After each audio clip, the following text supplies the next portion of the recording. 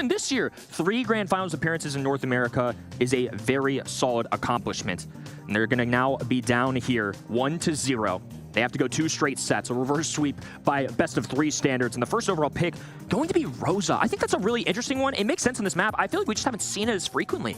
Yeah, no, I really do like Rosa. I enjoy watching the gameplay that it provides, but at the end of the day, not something we see often, as you mentioned. Meg and Chester going to follow with that. I do prefer that quite heavily. Chester, it took some convincing for me. It really did, but seeing it played so much through those kind of last couple of monthly finals, it just works. Larry and Laurie, and it was the M's going to be following up with that as well. Surprised to see the M's. I'd imagine it's probably just that zoning ability. The hypercharge comes along with it as well, with the super being able to scout the bushes. I feel like there was a very big intent to go tank early here. If you look at the ban stage from Luminosity, who did end up having that first overall pick, they banned the Nita. They banned even Colette, somebody that's never banned on this map. Surge going through as well. Obviously, Frank on the other end. So maybe Rosa was the plan all along. But at the end, we get Mr. El Primo. Love this brawler. Especially, we've been doing a lot of work with the Brawl Ball League. This is a brawler that shows up a ton on this mode. He's a big playmaker. I could see Angel Boy taking this on. I know my man Bobby from watching all this NA this year can certainly deal with that brawler. And I think that's part of the joy of seeing somebody, the caliber of player like Bobby join this roster is they've got 2 men that can tackle that and do an excellent job at it. I love this Angel Boy and Bobby pairing in general. I love this draft from STMN as well, I really do. The Primo, it's recently just been running in, getting killed, getting the super and scoring. Or at least that's what we saw it do from SK's point of view in the Brawl Ball League, Kenny. But we'll see if it's a difference here. There comes the unfriendly bushes, the slow comes down onto Bobby. Not going to take too much damage though. Seems like maybe a bit of a waste of a gadget as they were just backed up to the exact same position as before. I'm a big fan of Larry and Laurie in general right now. We were talking about it a little bit pregame, but I love just where he's at in the game. I think throwers are in a great spot overall. On this right-hand side, though, it's going to be Angel Boy on the Chester, dealing with Chino, Drage on the Meg, and of course, Bobby playing the Brawler. We've seen him play all year long and do so well at. He's a top frag, a very big threat, and now he's looming. Right-hand side, Angel Boy dribbling, kicks away. Chino with interception. Now Patchy might have a breakaway opportunity to grab some positioning here. Yeah, well, a good kill from Drage. Was kind of aware that his teammates were going to be respawning at a pretty decent time, and Charles going to have to use a super and a knockback to get rid of Drage out of mech there. Definitely not the best play, or maybe slightly worrying for him, but a super straight through. Bobby might be able to walk this one. Meteor Rush is there. The extra speed will secure it for STMN, and something came out of nothing. Early goal here, about 1.5 minutes on the clock. Rosa does have a hypercharge, especially with all the grass on the map. Can get really sneaky here as Bobby takes flight, lands on the other end. It's 2 brawlers waiting for him. It's Chino, easy walk forward, taking advantage of the shield and evening things up. I mean, just give it to your tank and score. That seems to be the game plan at the moment. Bobby's got the hypercharge, and that is worrying. Chino just used his to be able to secure that goal. Patchy coming down this right-hand side. Thrower and Laurie along with him as well. Going to switch positions, but Bobby takes advantage of that. Goodbye to him. And now moving forwards, wants to cycle it out. Gets another one as well. Chino's going to go down. Now a 3v1. Bobby gets the ball. The slowdown's not going to be enough, but this is, in this position, is guaranteed to be a walk. Bobby puts it in, and STMN go to match point. 1 more to go for STMN EU. Looked a little rocky in match number 1. We weren't quite sure at times if they were going to win. This Group A is shaping up to possibly be pretty spicy here. Keep in mind, too, LG and Connections would be playing to win and move on to day number 2 if STMN close out. That's a long way to go, though. STMN 1 game away here. Angel Boy getting ready to go for game number 2 here. An excellent job off the start, and I feel like the El Primo was a big part of it. Looks like a little bit of a roll there in the first 15 seconds, but at the end of the day, that ball just going to be in that bottom right-hand side. Everybody's still fighting for a little control. Yeah, well, now a little gadget used. Drage going to be trying to move this ball over to this left-hand side. Angel Boy is there as well. Just wants to try and keep this ball out, but it's a 3v1 situation. Needs to wait until his teammate responds. Gadget used by Patchy, not really going to get the most from it. Unfortunate super there, but Bobby was going to be able to use that throw over the shoulder if they went for that. Knockback used onto him, and he's going to go down. Now it's all onto Drage, and it's just a respawn cycle from STMN. Unfortunately for LG, Laurie can't dribble the ball there, so unfortunately no goal yet, but they are still hovering around this net. Bobby with the super available, dives onto Charles, who grabs the ball, a throw over the shoulders. Now Bobby contesting, but Chino closes out, watches it in, and it's going to be 1-0 for LG. Well, jump available from Bobby. Charles going to have that hypercharge ready to roll, and Friendly Bushes comes in from Chino down this right-hand side, but a great use of a shot there from Angel Boy. Jump comes in, says goodbye to the M's. Not going to be enough, though, and it's still a 2v2 lockdown in the mid-bush. Patchy right-hand side, walking with Chino here. Angel Boy just trying to hold the distance. Chester deceptively has a little bit of range, but it is still difficult when going into throwers and such who can hide behind those walls. Drade's doing a great job, but not enough there into the extra spawner. Bobby might have a breakaway opportunity to pass to himself, goes for the dive. The Indestruction doesn't quite break there. Just off the respawn, had the bubble, but that could have been something magical. Yeah, wasn't able to get the pass to himself. Chino did a great job of intercepting it. That surely should have been a goal-scoring opportunity, but Chino's going to pick up his super, pick up his hypercharge along the way, and there's the super from Charles now. Bobby going to use this Meteor Rush star power to get into range, regardless of the slowdown. He's got a speed up of his own now. Drade's going to be hypercharged on by Chino, and he's not going to live long after that. Cycles out the super, and Bobby falls too. It's down to Angel Boy once more. Rosa with super / hypercharge has to be one of the better ways that we've seen today to deal with the Meg. Honestly, up in the faces of him, it just helps so much. The DPS, the HP, there's a lot going for them, but STMN have to get desperate here. They have to find a way to the other end, and Bobby surviving with a hyper... Ooh, just going down, actually. Now going to make things a little bit tougher. 12 on the clock, a takedown there. It's just Drade standing, and Charles ends him there. STMN EU going to repeat their match point here as Chino guards this ball for just a little bit longer. 1-1 overall in our set. I mean, great stuff from Luminosity. It was just the early goal and then just complete lockdown, and that's what matters, really. Really nice stuff, and good to see the crowd getting behind the team as well. It's make or break in this series for Luminosity, but Stamina still got a couple of lives along the way, but they want this game. They want to close it out in a 2-0 and put up a great showing and put fear in their eyes of the opponents for day 2. Group A has put on quite the spectacle for the fans here in Germany, and for all y'all at home, a little more love for STMN, a little away from the crowd, and away we go for game number 3 here. Another opportunity for STMN to close out 2-0, guarantee themselves a #1 seed going into our second day. Luminosity, though, with a big opportunity. They fought against this STMN organization before. They battled with Bobby many times. Charles with his super, though. He was hovering over that button. I know he was looking for something special there. Chino corralling around this ball. Doesn't quite have it yet. A nice patch to Patchy. Bobby trying to do his best. Does intercept this ball. Buys a little bit more time, and it's not enough here. Great slot in from Chino. Yeah, Luminosity now probably going to do the exact same as last game. All-out defense unless they can find a quick opening. Jump comes in from Bobby and a super over the top as well from the Chester. Bobby's going to go down. Drade's going to fall as well in these backlines. And Angel Boy provides him the ball. Chino might have a free opening here to push it to a set 3. Bobby back, and he saves it. Keeps STMN alive. Oh, I respect that. Chino going for gold there. Doesn't quite pan out. Bobby in a lot of trouble here, though. Goes for the dive in. Not enough for a kill. Little assistance from the Gadget. And now Drade has to defend this ball with all of his might. A hypercharge going down for Charles. Patchy lobbing up shots here. Charles dribbling. Patchy super available. Drops the spawner. Bobby distracted now. And they still have so much room to work with on the red side.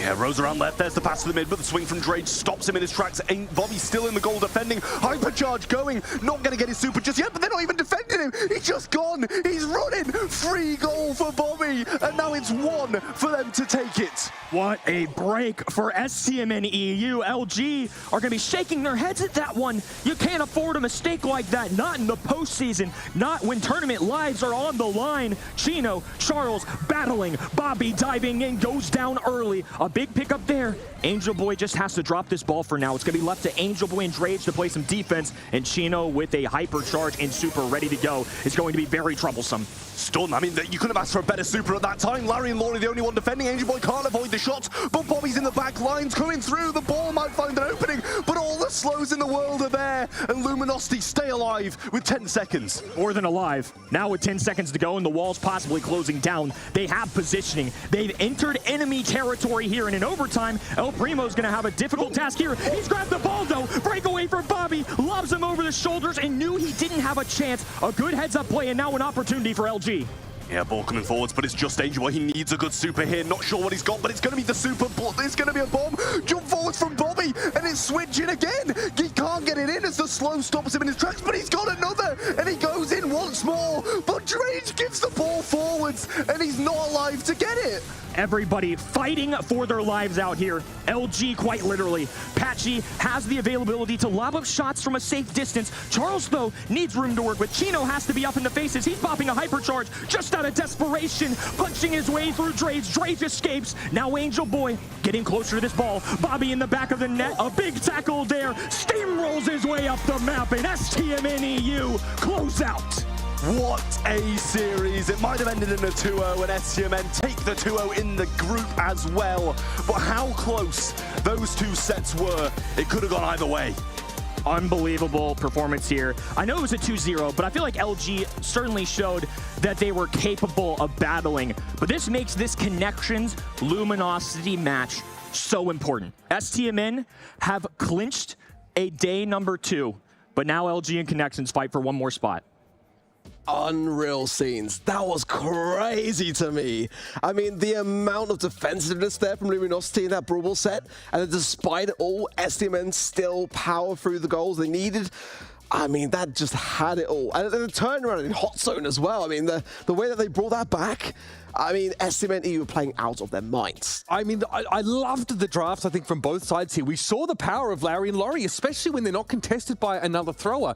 Laurie is just such a pain to deal with, even if you're a tanky brawler that wants to play up close. It's a virtual fourth player sometimes to deal with. You do mention, of course, Kenny, that he can't dribble the ball, which is fair, but Would've been nice. It basically does everything else for you. But that STMN EU lineup, so tanky, right? The mobility of the Primo. We saw on a couple of occasions the wall break available to you. Chester's so good at that sort of mid-range gameplay and also has that wall break ability with a stun attached. A lot of utility that you can offer your team, even if there's some degree of variance in terms of how your supers come up.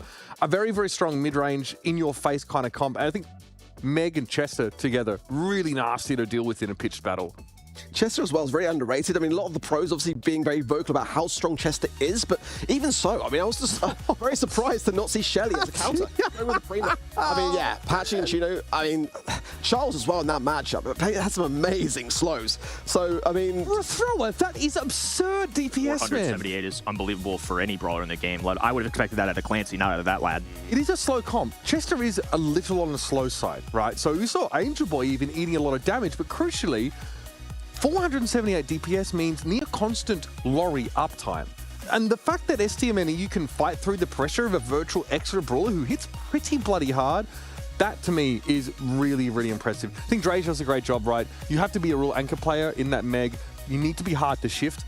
Because at some point, STMN EU in that overtime, they just tanked all the damage. Tank Meg super, tank Larry and Laurie shots, they're just walking up. I feel very much so for Luminosity. I think they earned themselves a set in that series. Yeah, I mean, after all that, you know, and to still come out with a donut, I mean, they've got to be feeling pretty rough on that one. It just goes to show how much tankiness was on that side of STMN, and Angel Boy, the MVP. I think that's pretty much a bit of a given at this point in time. But we got a lot of fans, that boy.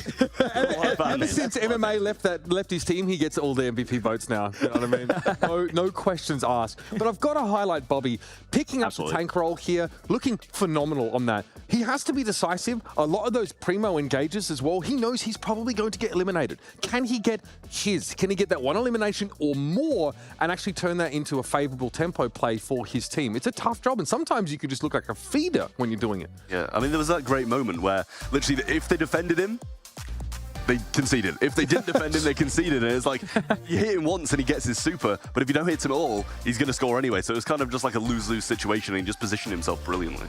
I was surprised to not see that Shelly's defense to go on that Primo pick was really quite bold. And I mean, it paid off dividends for them. I mean, Bobby was going to absolute town, and so many moments where he was on a tear, on a runaway. And now STMN EU just like solidifying themselves now for day 2. That's huge for them. I think they really valued having the hard engage of Primo. Like Shelly and Meg, neither of those brawlers really give you engage capacity, and you do get chunked down a lot by throwers, right? Obviously, Shelly has that great wall break that she can add to the mix here, and I think it's riskier to play an engage sort of dive tank here, but I mean, at least this group now falls out a little bit more straightforward. Now we've seen this STMN EU team, who we had doubts about. Can they come together quickly enough? Can they get a result? They just toppled one of the best teams out of the NA region. Like, Luminosity, no slouches. They are sick. And they just got done in by a team who's only been together for, what, a week? Yeah, I mean, really short time period playing together. And El Primo especially, too. I mean, all things considered, the kill category, every member of Luminosity had more kills than anybody on the other side. First, second, and third, and that they all pedestaled for Luminosity. Got to play this game mode sometime. And I think what you're bringing up with El Primo, we're having Bobby in this mix, too. Now you just get another X factor. It's going to be hard to defend anybody in Brawl. Bobby's been losing to RBM all year. He knows, he knows the tank doctrine. It's like locked in at this point, so respect it. It's like, you know, he's osmosis to it as he's getting beaten in the face by all these like tank picks constantly from these LATAM teams. Unbelievable stuff. But let's have a quick look as well at Group B and see how things are getting on there. Reply Totem in a 1-0 as well. Toxic Lotus then taking the loss, and we have some definite regard for Toxic Lotus. I think they could still bring things back. I would be curious to see how things will fare with Navi, but... I believe in a Chapi supremacy. Yeah? Levi, Chapi, Suzuku, they are going to wash that group, bro. I mean, I'm kind of fanboy in the Asia region, but that Navi team up, pretty good.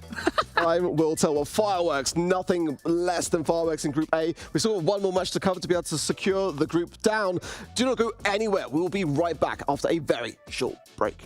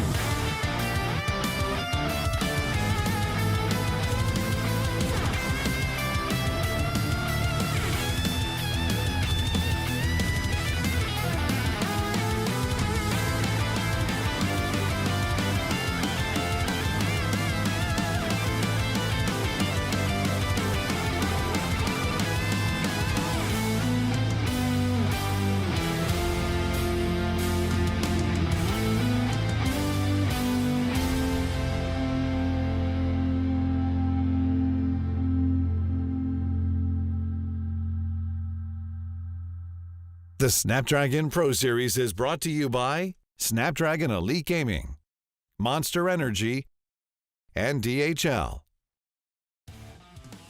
Welcome back to the Brawl Stars Last Chance Qualifier. We are wrapping up Group A here, and as we wrap this group up, we're going to get a little bit of an interesting mix-up, right? We're going to be determining who the 1 seed is and who the 2 seed is, and that's pretty important considering that tomorrow we have a really interesting way. We don't know how these groups are going to match up, but in this magical box right here, we do know the groups are in there. We just don't know who's going to end up with what, but we'll find out at the end of the day. That's right. There's nothing in the envelope yet because, you know, this isn't rigged.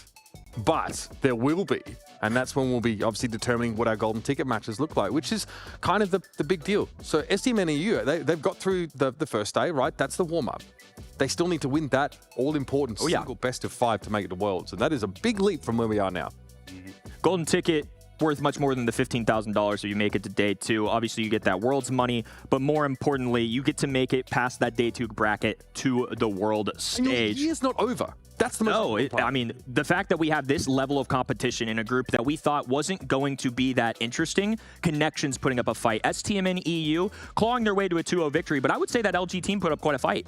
Absolutely. I mean, this is, again, going back to last year and how overwhelmed I was with the quality of gameplay and just the way that you just never know what to expect at LCQ. It's my favorite Brawl Stars event. I know that is a bold thing to say, considering that many would say the World Finals should be, right? But this, for me, is what really kind of brings it all to life. That's right. You taking can stay that home for World Finals. Yeah, we'll do it. I'm taking that one in a little bit. That's a bold take, but your point remains, right? We've got some insane level of competition. We started the day out hot, and now we get a team in Connections, Goodnight, Dynamite, Meow, taking on a very well-regarded team. I think many people had Luminosity even being the #1 seed from this group. I mean, do you guys think there's real potential for Connections to actually win this? There is, because their drafting is good, right? Like, they have an understanding of how to counter certain brawlers, and also on Heist, for example, they had a very clear win condition around that Chuck. They definitely know, you know, the strong comms to trend towards here, and I think that's going to be a huge part of their game plan. And against STMN EU, they did statistically better. They got a set, they got some games. They did better than Luminosity against STMN EU. Like, genuinely, it's like, this could be a huge, huge upset, and we could see Luminosity drop out in day 1. I mean, it is really interesting. Obviously, the tiebreaker won't really get into the mix here because this is a win or go home kind of moment. But it is kind of funny that Connections, the one team that all of us here on the desk, many people on event.brawlstars.com, even you all were right there with us, we did not think this was going to happen. And now this lower-seeded team in the mainland China region has an opportunity to do something special. Again, this region has never really seen the light of day in international competition. This could be a first. It really could be. At the moment, I think Luminosity, though, did put up a very, very strong fight against STMN EU. I mean, how that's going to fare into this next matchup, though, and how they're going to have to shake off that cobweb and just kind of focus on the present. I mean, we're all united in terms of our predictions. I mean, how are we all feeling now, having placed them at the beginning of the show? Pretty good. I actually doubted myself a little bit, thinking that Luminosity wouldn't be STMN EU. I thought I maybe got a bit ahead of myself, bought into the hype of that STMN roster. But I guess we're kind of seeing that Luminosity, yet they're still not quite themselves, right? This is a team that, like, they don't have any excuse. I mean, they're probably going to get out of the group, but they probably should top it. And if I'm them, I'm pretty heated after losing that last game. There was a big mistake that happened in Brawl Ball. I think that really cost them there. The comp was fine. The drafting was good. The gameplay in general was pretty solid. But you have to be at your best in a tournament where it is win or go home and your year is over. Only get a couple lives here in this group stage at most. I mean, going 1-1 is going to be good enough here and today. But tomorrow, when it's a best of 1 match, a best 3 of 5, it's like a monthly finals, grand finals on the line, but even bigger prize pool, bigger stakes. Everybody's playing for their postseason today. I can't say it enough. I'm just really impressed that Connections have shown up to this stage, done so well so far. And now it's LG that's kind of in the back of my mind. I'm asking questions. And I was buying, I thought I was like you. I was buying into the hype a little bit. I'm still going with LG. I'm not changing. I was going to say, you're not trying to tease an upset potential here? No, hold on. We're not going that crazy yet. All right. But before it would have been 99-1. Now it's not 99-1. I got a little bit of it. There's something in my head saying maybe. Give me some ballpark. Are we 80-20? 70-30? I think 80-20.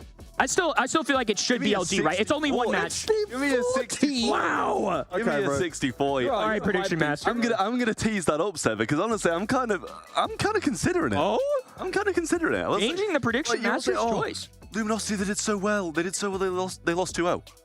Connections did not lose 2-0. They lost 2-1 and got a game in the first one as well. And it was a convincing game in the first set against STMN EU. Genuinely, like, I'm not saying that they're the favourites in this game, but I'm saying the Connections could send Luminosity home. It's a possibility. I liked the Brockmania knockout. Like, again, double sharpshooter comp with a really serviceable mid is, like, very much out of the textbook for, like, a strong standard composition here. Like, sometimes we've had teams out of lesser-known regions come in with a really interesting take on the metagame, and normally it sort of falls short of the mark here. But these guys have been studying the rest of the world. They've also been, brewing on their own compositions and meta in their home region, because, like we mentioned, it's hard to play outside of your own region until you get to a tournament like this, and you might only get 2 best-of-3s to do it. So they're making the most of it, and hopefully here they can put themselves on the map.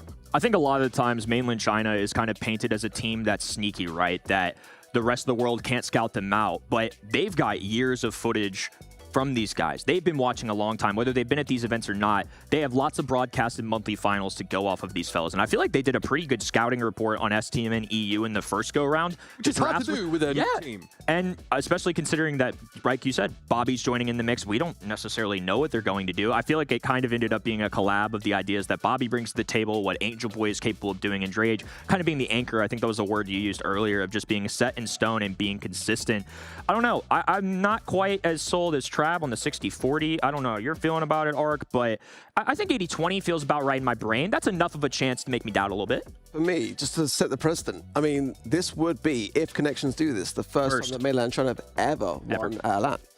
So with that, I'm all for the dream, man. I mean, I really am. Like 95-5. Like, I mean, I gotta say, I follow on from what Uber said. You know, it's very challenging for these teams in this region to really be able to prepare themselves for what's, you know, going to happen on the day.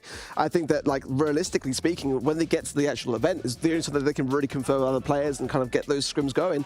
I think for that reason, Connections have been doing phenomenal so far, and I would love to see an upset. I think we are lacking that so far in Group A. My big ask for Luminosity in this game, I don't want to see mistakes. I want a clean game. I want a good draft and execution that is free of jitters, is free of second guessing and hesitation. They know they're the favored team here, and they should be at Worlds. They should be looking ahead as well in the back of their minds at that tournament.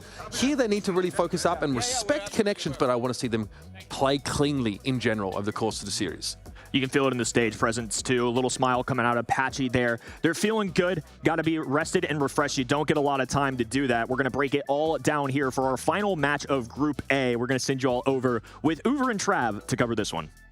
Thank you very much, Kenny. I've definitely set expectations for this game. A team that have been together as long as Luminosity have had that much time. But again, no longer are they sitting in Ready Set's apartment down in Texas. They're on the big stage here, and there's some pressure that comes along with that, no doubt. Yeah, and there really is. And I mean, I think when you look back to Worlds last year as well, which is kind of one of the only other times we've seen Luminosity on a big stage playing against the rest of the world, they didn't really rise to the occasion. They had a tough draw, but that BC Gaming series, I mean, weren't those the first sets that a mainland China team had ever won? Yeah, but so I think, I know you say it in a different context, but they didn't have a tough draw. They had the easiest to start with. Yep. They had the easiest draw of teams there, and they had to go 2 3-2s against them when you'd be expecting 3-0s. Absolutely. They did eventually run afoul of Zeta Division there, but like, I mean, you had your easy games. At some point, there just aren't any of those left. This, in theory, should be an easier game. What we've seen from Connections here, though, they've definitely demonstrated an understanding of the best comps right now, or at least some really strong ones on maps like Heist, where you can sneak in that slightly cheesy Chuck look there, and and then they knew they had to play around the counterplay of the Cordelius, right? You are often going to see a brawler brought in to answer Chuck, someone like Gale or whoever can sort of have that displacement or hard CC to lock him down. So Connections here have some solid drafts. Luminosity over the course of the year, they've been in 3 grand finals in NA. It is hard to even get out of the bloody quarterfinals in that region, just with the quality of teams now. In the past, a lot of those teams now in NA were in like LATAM North, for example, or, even in South. And we didn't see Luminosity having to tangle with the likes of Pioneers and Elevate rosters all the time. Now those teams out of Mexico, out of the northern part of the South America, are ruling that NA region. Luminosity are here to reclaim their throne. They are here to reclaim at least the supremacy they absolutely held in 2023 domestically and translate it into a performance on the world stage. They were supposed to be the better team of them and STMN last year. Whereas STMN ran all the way through, showed that the LAN environment was one that they thrived in. There's Luminosity here, win and in to their golden ticket matches. Lose and it's over. Your whole year is over, and honestly, we have to question the future of the roster.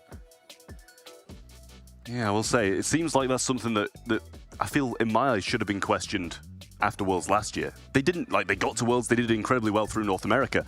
But I was expecting through this year when they did get 3 second places, but they didn't qualify for one, and that really did hurt their chances. The consistency when getting to monthly finals, getting towards the end of them, was just absolutely incredible.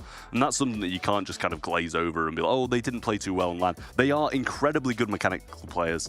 They know how to draft. They know how to play the game as a team. They've got everything. They've got everything online, though. And if that translates to the stage, then they're a real force to be reckoned with. But that's just yet to be proved to me. Yeah, they did give us, I think, the consistency that we ask of teams like that. And frankly, in a less powerful region, they're in the World Finals already. They don't even have to worry about this. But now they suffer the same curse as teams in EMEA. They have to go that extra step further in order to make it.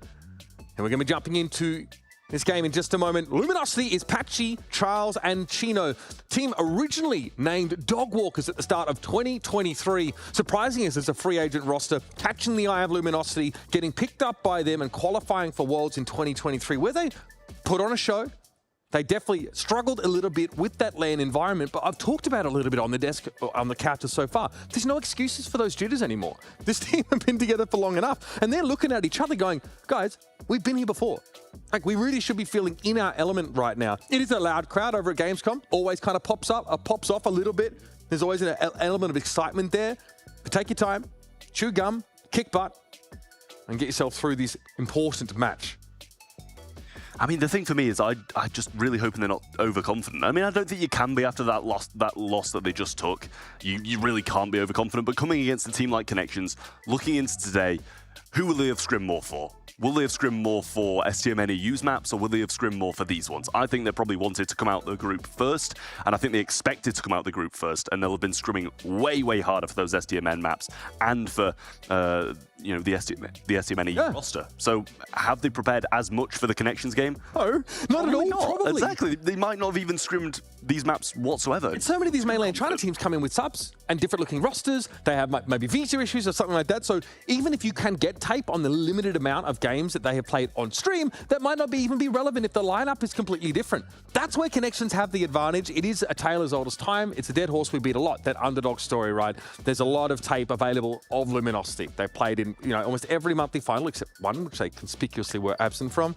Whereas for Luminosity, they're like, well, we probably just need to work on comps that are good for us and try and react on the fly and make the right counter picks here, because Connections clearly understand their way around the game. We haven't seen anything wacky out of the mainland China region. Obviously, Toxic Lotus did lose to Reply Totem on that B stream. That's that first game that has already been done, so we might have seen some shenanigans over there. The crowd at Gamescom here, yeah, it's popping off. And the sheer number of people that move through Köln Messe on one day of Gamescom is absurd. The foot traffic is crazy, and we're filling up that arena as well.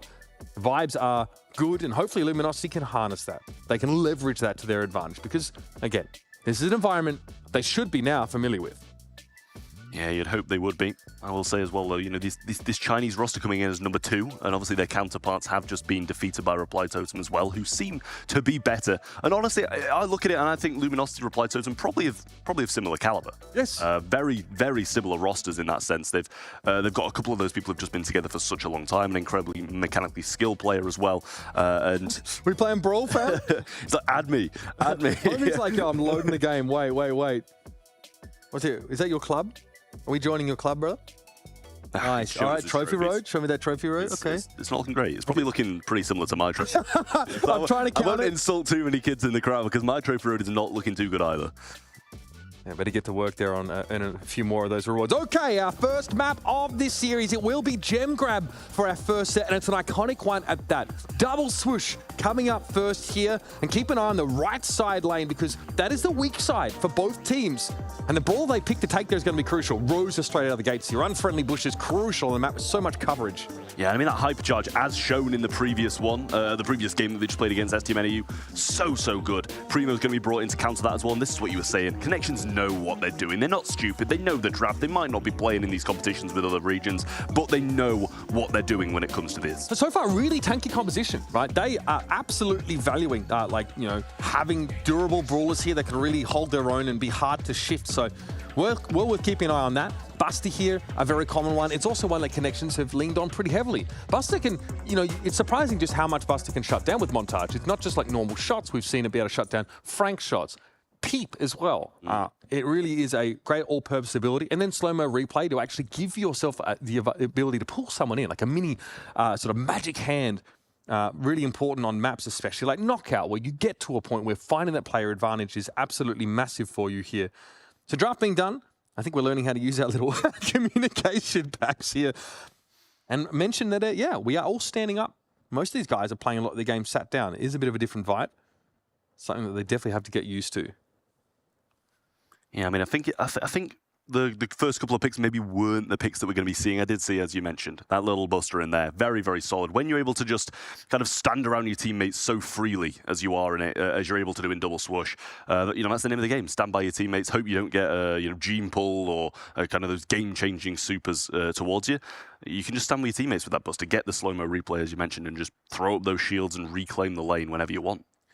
And again, it's very important to get a pretty safe, serviceable mid, someone that can, be scooping up those gems while the teams really fight to take control of the map. But we actually see on double swoosh, right, because the right-hand side of the map is in general hard to play into because the opposition, they get bush coverage. You have to walk over a pretty wide expanse. Sometimes we see teams flip the map from east to west and actually just all move into the bushes on their safe side of the map and play that way. So you might see some maneuvering from these teams, especially if they have a lot of tanks, to try and avoid a lot of the poke damage that makes it hard for tanks to close the gap, and then just try and fight over those gems in the middle. We'll see here as that draft is probably already concluded now. Our teams are moments away from jumping into this game. If you just joined us, event.brawlstars.com. If you're not there already, if you may be watching on Twitch or YouTube, for example, you can head over there because all our streams can be found in one place. The little drop-down menu on the top left of the screen will actually let you go between this stream and the B stream to see what is happening in groups B and D. They'll be running alongside of us for the entirety of the day. And a big shout out, of course, to our friends over there, Ready, Set, Wiggly Spoo, and Teddy will be taking you through all the action over today. Well worth checking out, and make sure you get your preds in and keep an eye on the screen because every now and then you'll get a prompt to answer a trivia question, for example, or vote for your MVP. That's a great way to earn tokens towards your star drops, and that is definitely the one-stop shop, your hub for Brawl Stars esports. Hey man, if this is the level of competition we're getting right at the start of day one, makes me excited for our golden ticket matches. And of course, the Worlds, we're going to jump in now to double swoosh straight away. So we do have Chester and Gray here for Luminosity. So they do fancy a bit of that hard engage potential, as well as a Sandy with that stun ability. Charles has already taken control of mid. Yeah, and a really solid gem lead from Luminosity at the start. Just going to set up that teleport and bait them into Chino as well. Brilliant stuff there from Patchy. Knew he had the backup, knew that Chino was going to be close to that Sandstorm to be able to reclaim pretty much this entire map and just continue to stay over this gem spawn. It's now been 5-2 as Goodnight was able to sneak a couple out of there. We have split the map east to west here. Chino waiting for an assassination attempt, sees Dynamite, but instead gets chewed up, able to jump out there through that dimensional door, though, to the top side of the screen, and that's Goodnight that eats a walking cane. If the Surge doesn't get rolling early, it can be such a feast or famine pick. Meow is tanky and able to throw the montage up to block Chino, but Meow's in trouble, and a lot of these gems have been dropped from connections now. Charles with the hypercharge, but look at that Dynamite into the backside. Unreal. And the Chester can't be caught. Even the Bruce can't catch him, and he's going to walk away. Connections at 6 gems. Yeah, the Sandstorm did a really good job of resetting all those heals there, and Meow takes a few shots to the face. Dynamite way too aggressive. He's been the man doing everything so far, but over-aggression at certain points will cost you the games. Meow kind of walking into this now. Bruce doing such a big job, but still. Oh, he's too good. I mean, Bruce is just absolutely walking over them. Goodnight trying to retrieve the gems once more, but it's Luminosity with count again. I mean, Charles was able to cycle into yet another super there, and Bear With Me is so powerful when both the Nita and the Bruce are fighting. They're healing each other up. Meow at this point has to ignore the Bruce, which is definitely inadvisable. And Charles and Chino can sit in the back line and just wait for them to come to them. Goodnight never really how to have that impact on Surge, often just diving in with that super invulnerability frame, but then getting blown up instantly. Yeah, it just kind of seemed like such scrappy Brawl Stars, which is obviously what Connections want. They don't want to take this mechanical battle against Luminosity, because 9 times out of 10, they're going to lose it. Taking these scrappy chances with Buster, trying to pull them back when they've got those gems, and just steal them, rather than having to hold them for the entire game, is probably the way they're going to win. Dynamite here, definitely dangerous. Chester, very powerful brawler right now, and it's not just the super, it's just the shots in general hit very hard. Dynamite, though, not quite giving as good as he gets, getting brought down there, and Patchy happy to use a walking cane to disrupt. When we see Goodnight, obviously, carrying some of those gems, he really wants to be the aggressor, so that might have to get handed over at some point. So maybe the Chester. Charles just completely claiming this right-hand side of Meow. You know, he's there on the left, but he can't really do too much within his range. He just needs to kind of sit there, wait it out for the Sandy to kind of overstep or something like that, and Goodnight with 2 gems sitting over his head, still level 1, is really not going to be the biggest helps against Patchy in the mid. Just some mild technical issues occurring here on our spectator side. Rest assured, though, the game will be proceeding as normal. But again, we have the composition of Luminosity is pretty scary to deal with. Something that can stop, Buster in its tracks, I think, especially making it hard for him to walk up on you with that montage. Buster really designed just to take space behind that super. Also, with the right star power, he's virtually invulnerable while he's using it. So even if you can shoot around that super, he still barely takes any damage. We have the players who they appear still to be playing the game. And yes, we are back in connections here with a countdown. Okay, Meow and Goodnight going to walk away. Dynamite does get caught as he tries to disrupt here, and Chino is bearing down on Goodnight. That'll be 4 gems getting dropped away. The hypercharge being used here by the Sandy to close the gap, but Meow is too hard to deal with on the other side, and Dynamite can just int to stay alive. Unreal. I mean, what a defense. What a survival there by Goodnight. 1,200, one shot away from being brought down by anybody on the opposing side, and he somehow managed to survive it out. Really, really good stuff from them. And when we were loading back into that game, I don't think anybody would have expected that to be the result. I did not expect to be thrown back in during the countdown, that's for sure. Still, a decide around here on Gem Grab. The map, of course, is double swoosh. And Luminosity letting that one fall by the wayside. Need to make some better use here maybe of that patchy super. Beautiful. Not only does it break up the wall on the right side, but it lets them catch the surge early. Well, it seems, yet again, some more technical issues. We'll try and get these ironed out for you guys, and we'll see what the result's going to be. But at the end of the last one, it was Connections who actually did come out on top. Pretty even game off the start there. We saw some really nice stuff from Luminosity on that right-hand side. Walking came through the wall and being able to just burn down that surge before he was able to just gather those levels, gather those shots, and get to level 2 to improve his speed. Again, that's what Surge really offers you. If he's able to, continually get those eliminations without getting picked off, he becomes an absolute terror. When he gets brought down, well, it's a hard reset, which is kind of why I guess we see him played as a mid, because your mid brawler normally isn't getting brought down too frequently, and if they are, of course, you're dropping all your gems. So Surge is in a good position with the super that, again, makes him untargetable for the duration. Meow going to move up here. That is a very, very big Bruce, and Focus Fire is able to bring him down, but Patchy just lines Goodnight up. That's a reset on the Surge, and Chino, a gem for free, at least able to throw the super down, and Meow, yeah, he's not getting away with those 3. Well, 1 gem will start the count now. Dynamite kind of reluctant to pick this one up, and that might give an opportunity to Charles to grab it, but Gadget going to be used. Not really going to be bringing anybody in there, and Meow use one of his own, trying to drag them back, but that didn't do anything either. Now countdown does start for Luminosity, and this is the decider in the first set. That heal associated with the Dimensional Door is huge for Nita, who can play aggressively and still get back to safety. They do drop the gems. We have a reset here, but Bruce is on the field. Meow disrespecting it. Goodnight, though. 70 HP actually walks out of the Root Sands alive, and now Connections have themselves a countdown. Charles with the hypercharge is mad, running straight down the field here as Dynamite gets picked up. We have a brief reset, but Connections still walk away with 11. Yeah, I mean, the Root Stand's resetting all the heals. Meow solo, same as last time again. TP comes in, Patchy looking for the reset, gets it. All the gems drop. Chino hypercharge activated, trying to run it out with this increased speed, doesn't want to feed it. Bomb comes down, gets it again. Dynamite to the rescue, and all 12 in his hands. Chester's not guaranteed to get that super. That was absolutely random and just what he needed to take down the gem carrier. 10 seconds left. Patchy tries the hard engage, but Chester hits so hard up close with that 3rd shot. Now with the Root Sands available, Chino would like to try and creep up on the Chester, but that's not going to happen. And Connections take the first set of this best of 3. Seconds away from victory. Luminosity drop all the gems, and it's Connections who come back with the first set. Who would have thought it? It can't be happening. It's just brilliant. They want the scrappy Brawl Stars, and Luminosity are playing straight into their hands. Chester is a problem. Very hard to deal with up close. He's just a brawler that is a fantastic duelist. And his utility comes from the different kinds of supers that he has available, but he has the bomb super that he can throw over the wall to catch the Sandy carrying the gems. The stars align for Connections in that round. It's so hard to fight. Gray cannot fight the Chester one-on-one. The Nita also struggles a little bit if there's no Bruce available here. Really back and forth stuff, but again, it's the Sandy that has to get too close sometimes to be effective, and that really means you get punished by Surge, you get punished by Chester. Any of those brawlers, they're just hard, heavy hitters.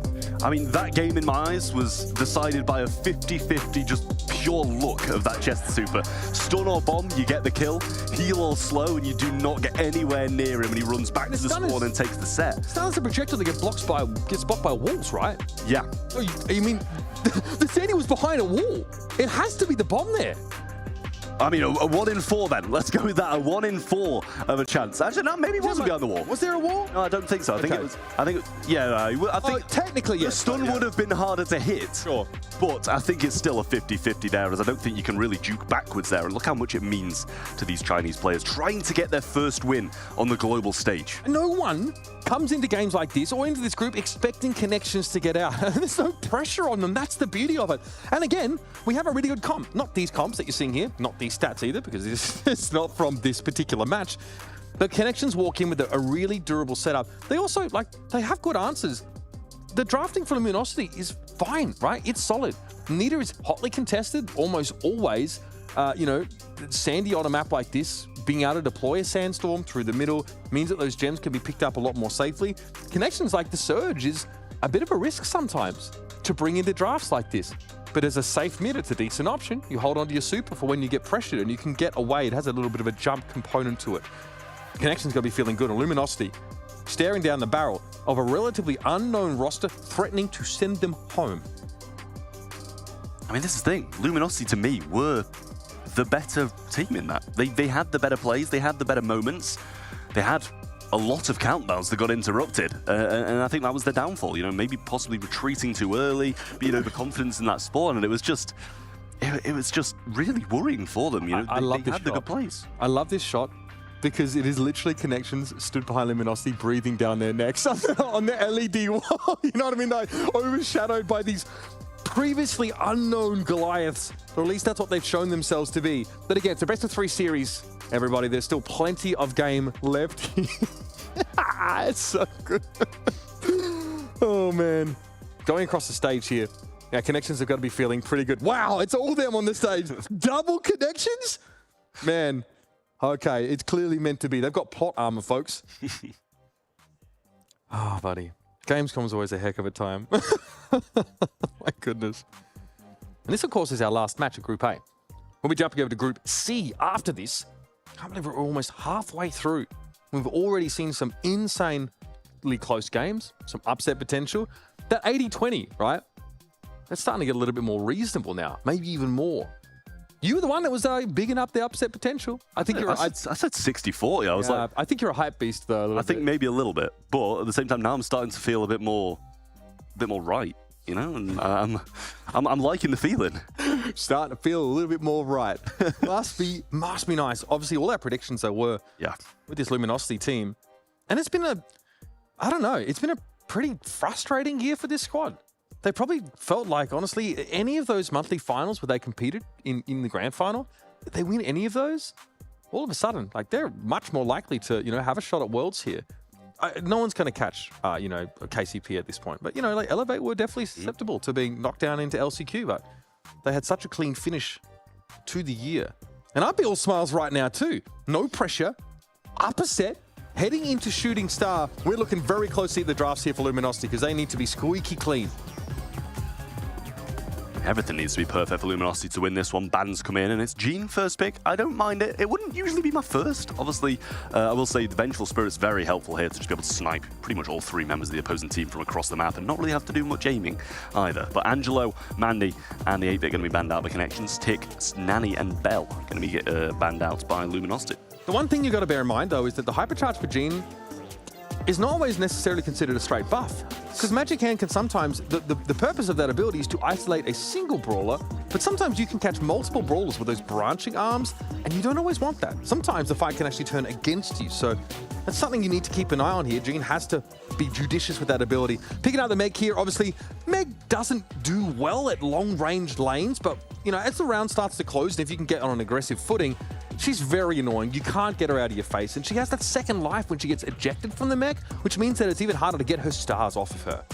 So difficult to bring down, and it's going to be the Piper to pair along with it from Connections. I do like that pick, and not only that, it's kind of taken out the very capable hands of Luminosity as well. When the Mandy's banned, Angelo, Bell, Nanny, it kind of takes quite a lot of those sharpshooters out of the way. They got Gene, not really a sharpshooter. You're peppering your opponents down at long range. It's more like a lot of maps for that vision control, right? Get the vision gear on, make sure they're always lit inside the bushes. It's just consistent little poke damage. You really are playing for the magic puffs, right, to make sure you don't lose to poke damage.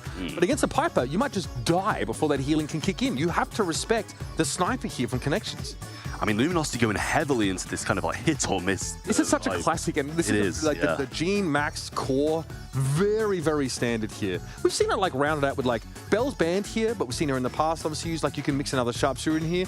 Okay, this comp wants to run down your throat as fast as possible. Hard engage here with the Carl, and also you're guaranteed a blue star. Yeah. Flying hook means the Carl can dash into the middle of the map, snatch the blue star, so you start on the defensive footing, which is favorable quite often. I feel like I'm traveling through time back to like 2021, honestly, with this competition. It's like this for matchups that kind of like have a bit more range, and then Gene Max Standy for matches that are a bit more short range. Like genuinely, those are two comps you'd only ever need, and it just worked so well so much of the time. But Connections possibly going to want to go. Oh, I was going to maybe something with a bit of a knockback to deal with this Carl when it goes aggressive.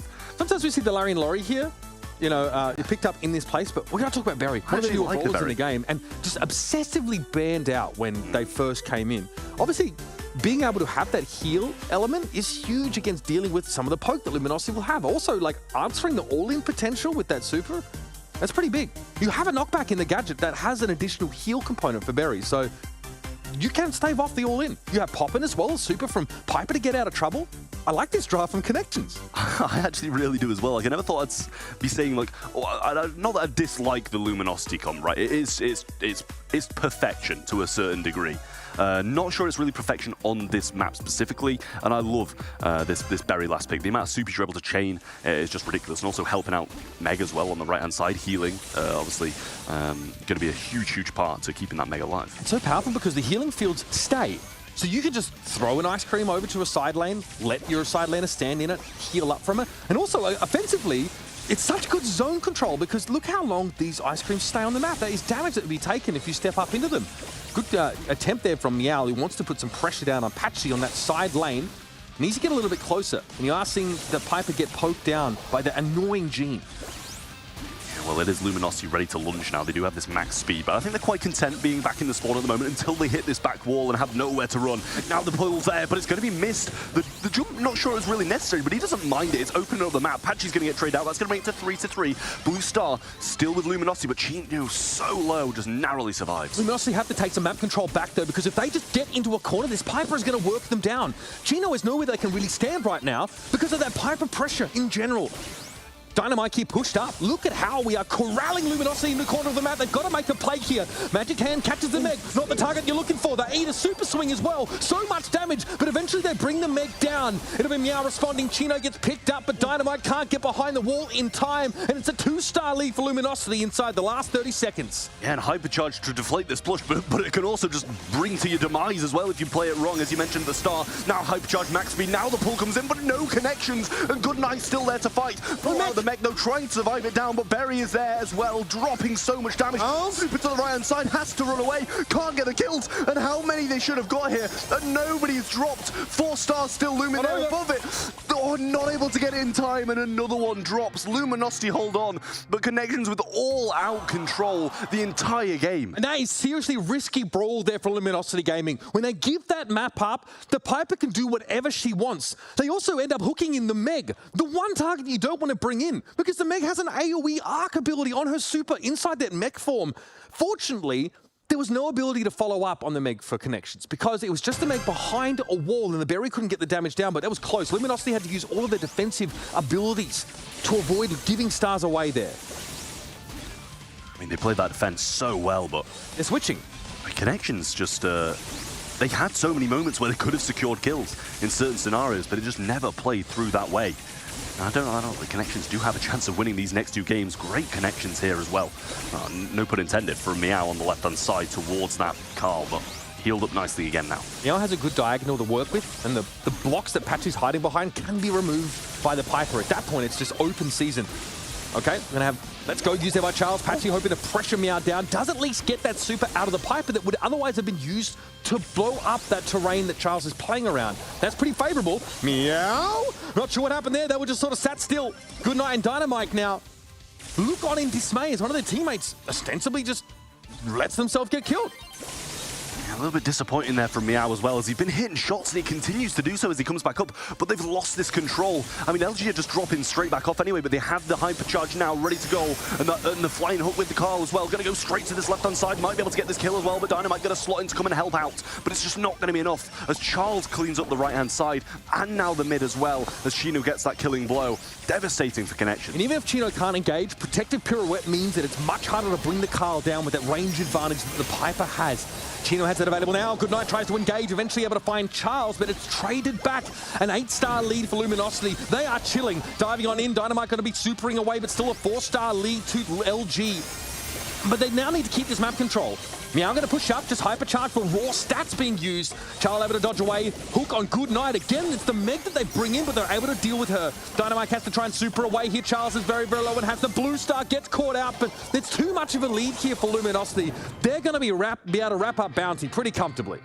Yeah, I mean, all-out defense from Luminosity, but it really did work for them. Rarely going down. And it was a little bit unfortunate we saw Meow stand still at a certain point that could have just kept their control. But at the end of the day, I think Luminosity might have been able to come away with that win anyway, just because of how convincing their defense has been. I think Patchy has noticed that as well. I think he might be just trying to call an admin over saying, do we sort of play on result of that? Or is there any potential to roll the round back? I'm going to suggest that we're just going to proceed there, because Mao's able to come back off spawn, but he is saying, hey, something not quite right here. So we'll have some conferral here with the admins. The referee's obviously getting pulled across as Luminosity probably just want to know what's happening. Do they need to start thinking about the next set here? We'll have to wait to see what the decision on that is going to be. Not ideal for your Piper player, though, to be caught flat-footed at the start of the round. And this is now being conveyed, I think, to one of our referees. So it was very unfortunate for Meow, but I think at the end of the day, Luminosity was still in a pretty solid position, pretty similar position, and it was only a couple of stars that they did drop. I don't think it's round defining. Yeah, no, I don't think so either, because they lost by about 6 stars anyway, and they didn't really lose that much control from him going down. They kept a very similar position, and Luminosity didn't really advance that much at that point anyway. We're seeing a number of defensive max ults being used on the side of Luminosity, right, to give you that extra mobility to sidestep the Piper damage. But they are constantly magic handing in the Meg. It seems like she feels like a reasonable target for them. I think if it lightning strikes twice here, it might be intentional to try and catch the Meg out with that ability. And again, to drag her into the top right corner of the map means it's more difficult for your opponents to follow up. But I like the draft from Connections. I think the berry here is really punishing, potentially quite dangerous to have to deal with. They have not been able to leverage their strengths, Connections. As scary as the Piper has been looking. And Meow, just as an individual, I think, from what we've seen so far, looks like an absolute superstar. Yeah, I mean, his Piper plays were really solid there. He just couldn't really find the killing blows. He was getting shot after shot after shot, but as he said, the magic puffs, the healing puffs, they just keep the whole team alive, and especially when you have that mobility bringing in from Max as well, it allows you to just evade so many of those shots. Even if you get hit, Max pops the super, you can just evade a few shots and heal up.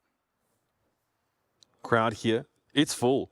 That's such a thing with our Brawl events. We rarely have empty seats, so if you are obviously thinking of getting down to Gamescom, you're close by, or you're sort of umming and ahhing about it, strongly recommend it. Of course, for tomorrow's matches, with so much on the line, that is about as good as it gets in the Brawl world, with the exception, of course, of what we can expect to see from our World Finals. Still some room out there, so pack yourselves in there and enjoy some fantastic Brawl. We're here at the conclusion of Group A. Both of these teams looking to take a set away each, taking us to a tiebreaker, but crucially, Connections have taken a set in both of their games here. Yeah, I will say it's definitely a little bit unfortunate for the boys on Connection to have taken that loss, but at the same time, not really sure Luminosity can be that hurt about it. It was definitely seemed like it didn't affect the game too much. So we're going to step aside for a moment here, and we'll be back, of course, with the rest of this set. It's Bounty in just a moment.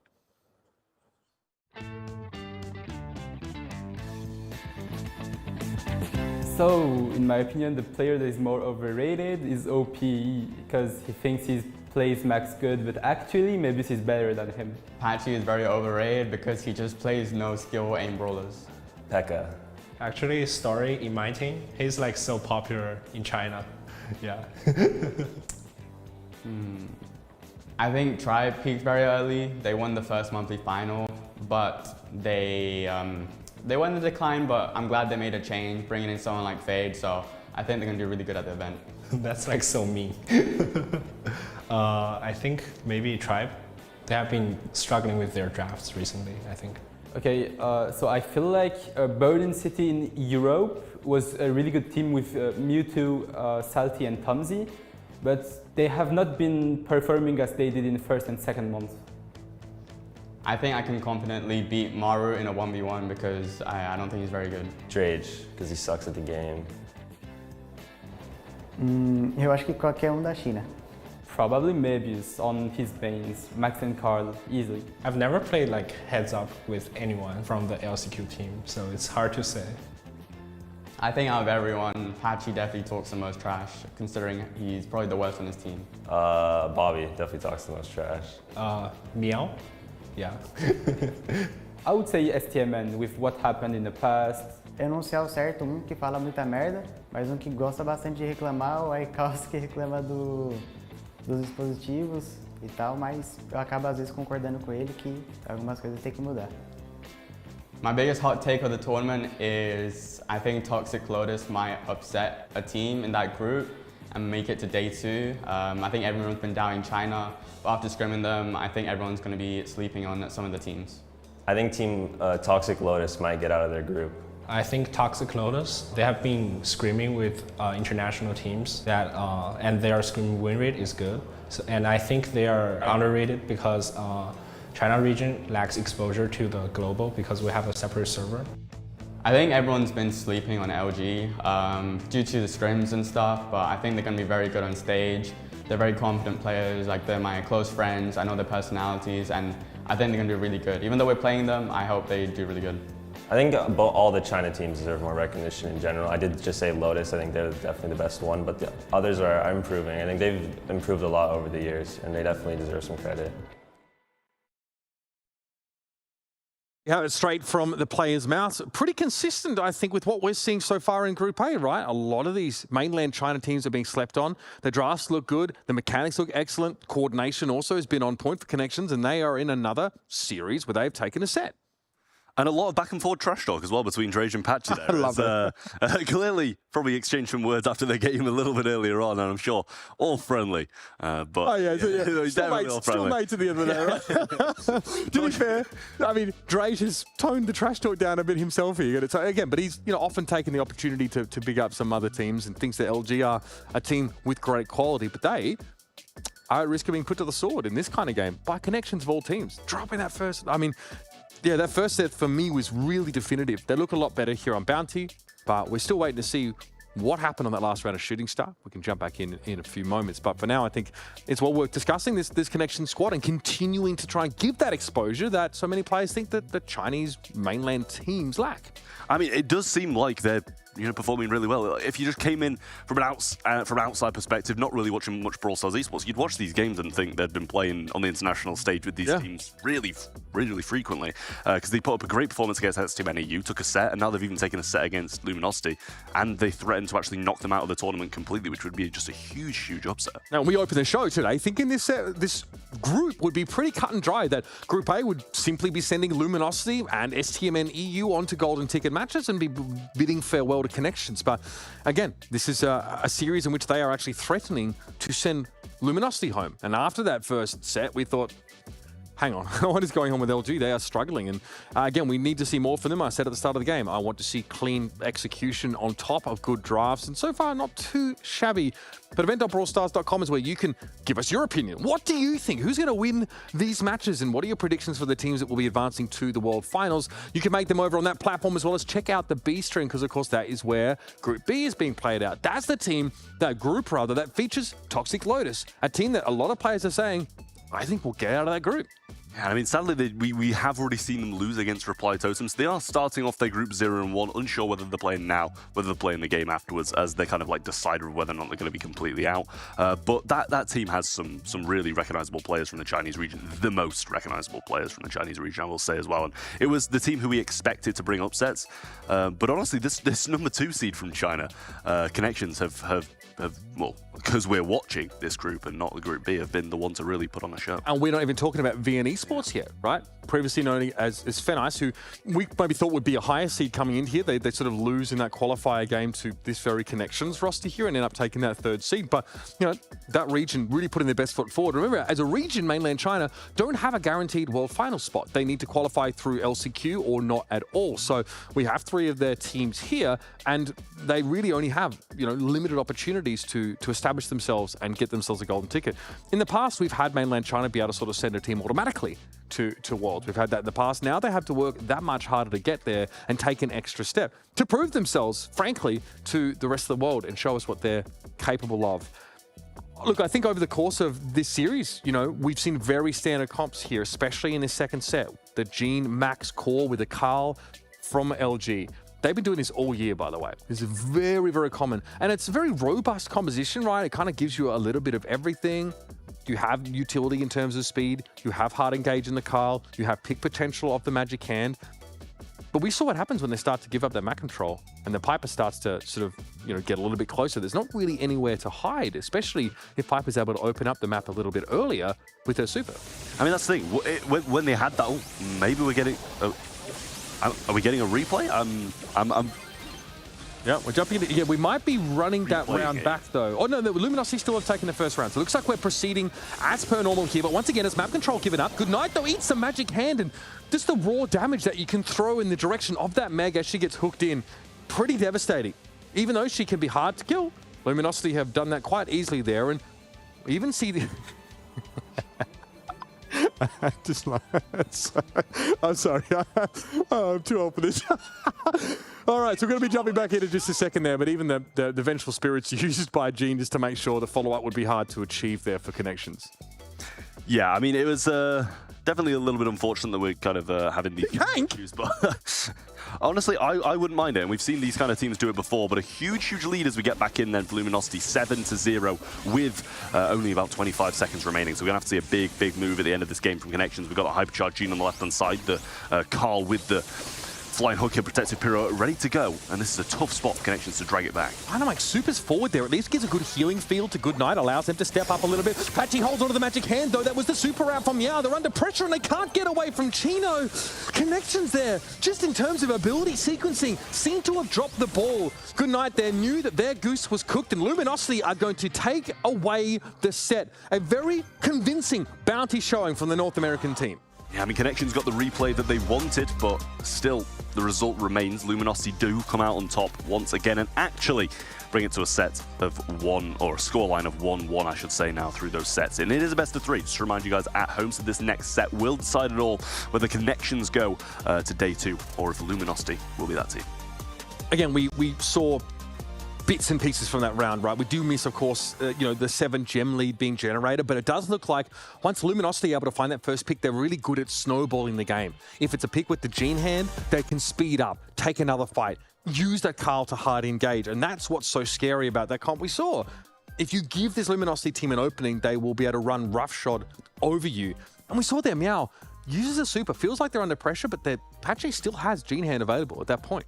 You know, you no longer have that available to escape, to get away from the Gene. And from that point onwards, Connections did crumble.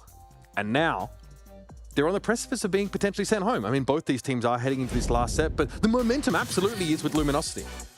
Yeah, I mean, these are the kind of the question marks. You know, you get pulled in like that, and you're not securing these kills is kind of just wild to me. And you know, Dynamite goes in at some points, slightly over aggressive. I mean, there's 7 seconds on the clock. Why not? They can't follow up on those hooks though, because Luminosity are falling back into that corner where, you know, Meg has no help really from the rest of her team because there aren't any throw. Oh, Berry, I guess, can throw some shots in, right? Just not enough DPS on the Berry, and he wasn't finding those shots either. I think there was a Gene surviving on 120 there. A shot to his left, a shot to his right, but nothing landed on top of him, which is the big issue. Obviously, this is a little bit different, I believe, to probably the overall DPS, as we might have just kind of had to redo the entire best of 3 to be able to get back to that 1-0 lead from Luminosity. So obviously the stats might be a bit skewed, at least in my eyes, but still a very good performance from Luminosity. Again, like, you know, because seeing a Carl here at 408 DPS would be pretty shocking, I think, in general. It's all happening here, of course, in the main hall at Gamescom. Of course, we have our local language casters out there. Of course, our good friend Ian Chambers rocking the stage. hopefully bringing us some insights from some of our teams today and tomorrow. This is a great chance to meet some of your favorite Brawl creators if you are down there. Make sure you check out the action. There's nothing really better than live esports, and Brawl Stars is unique in the hype that it sort of brings. I think Patchy here is just maybe feeling it a bit himself. Big, deep breaths here as he tries to steel his nerves for what would be the final set.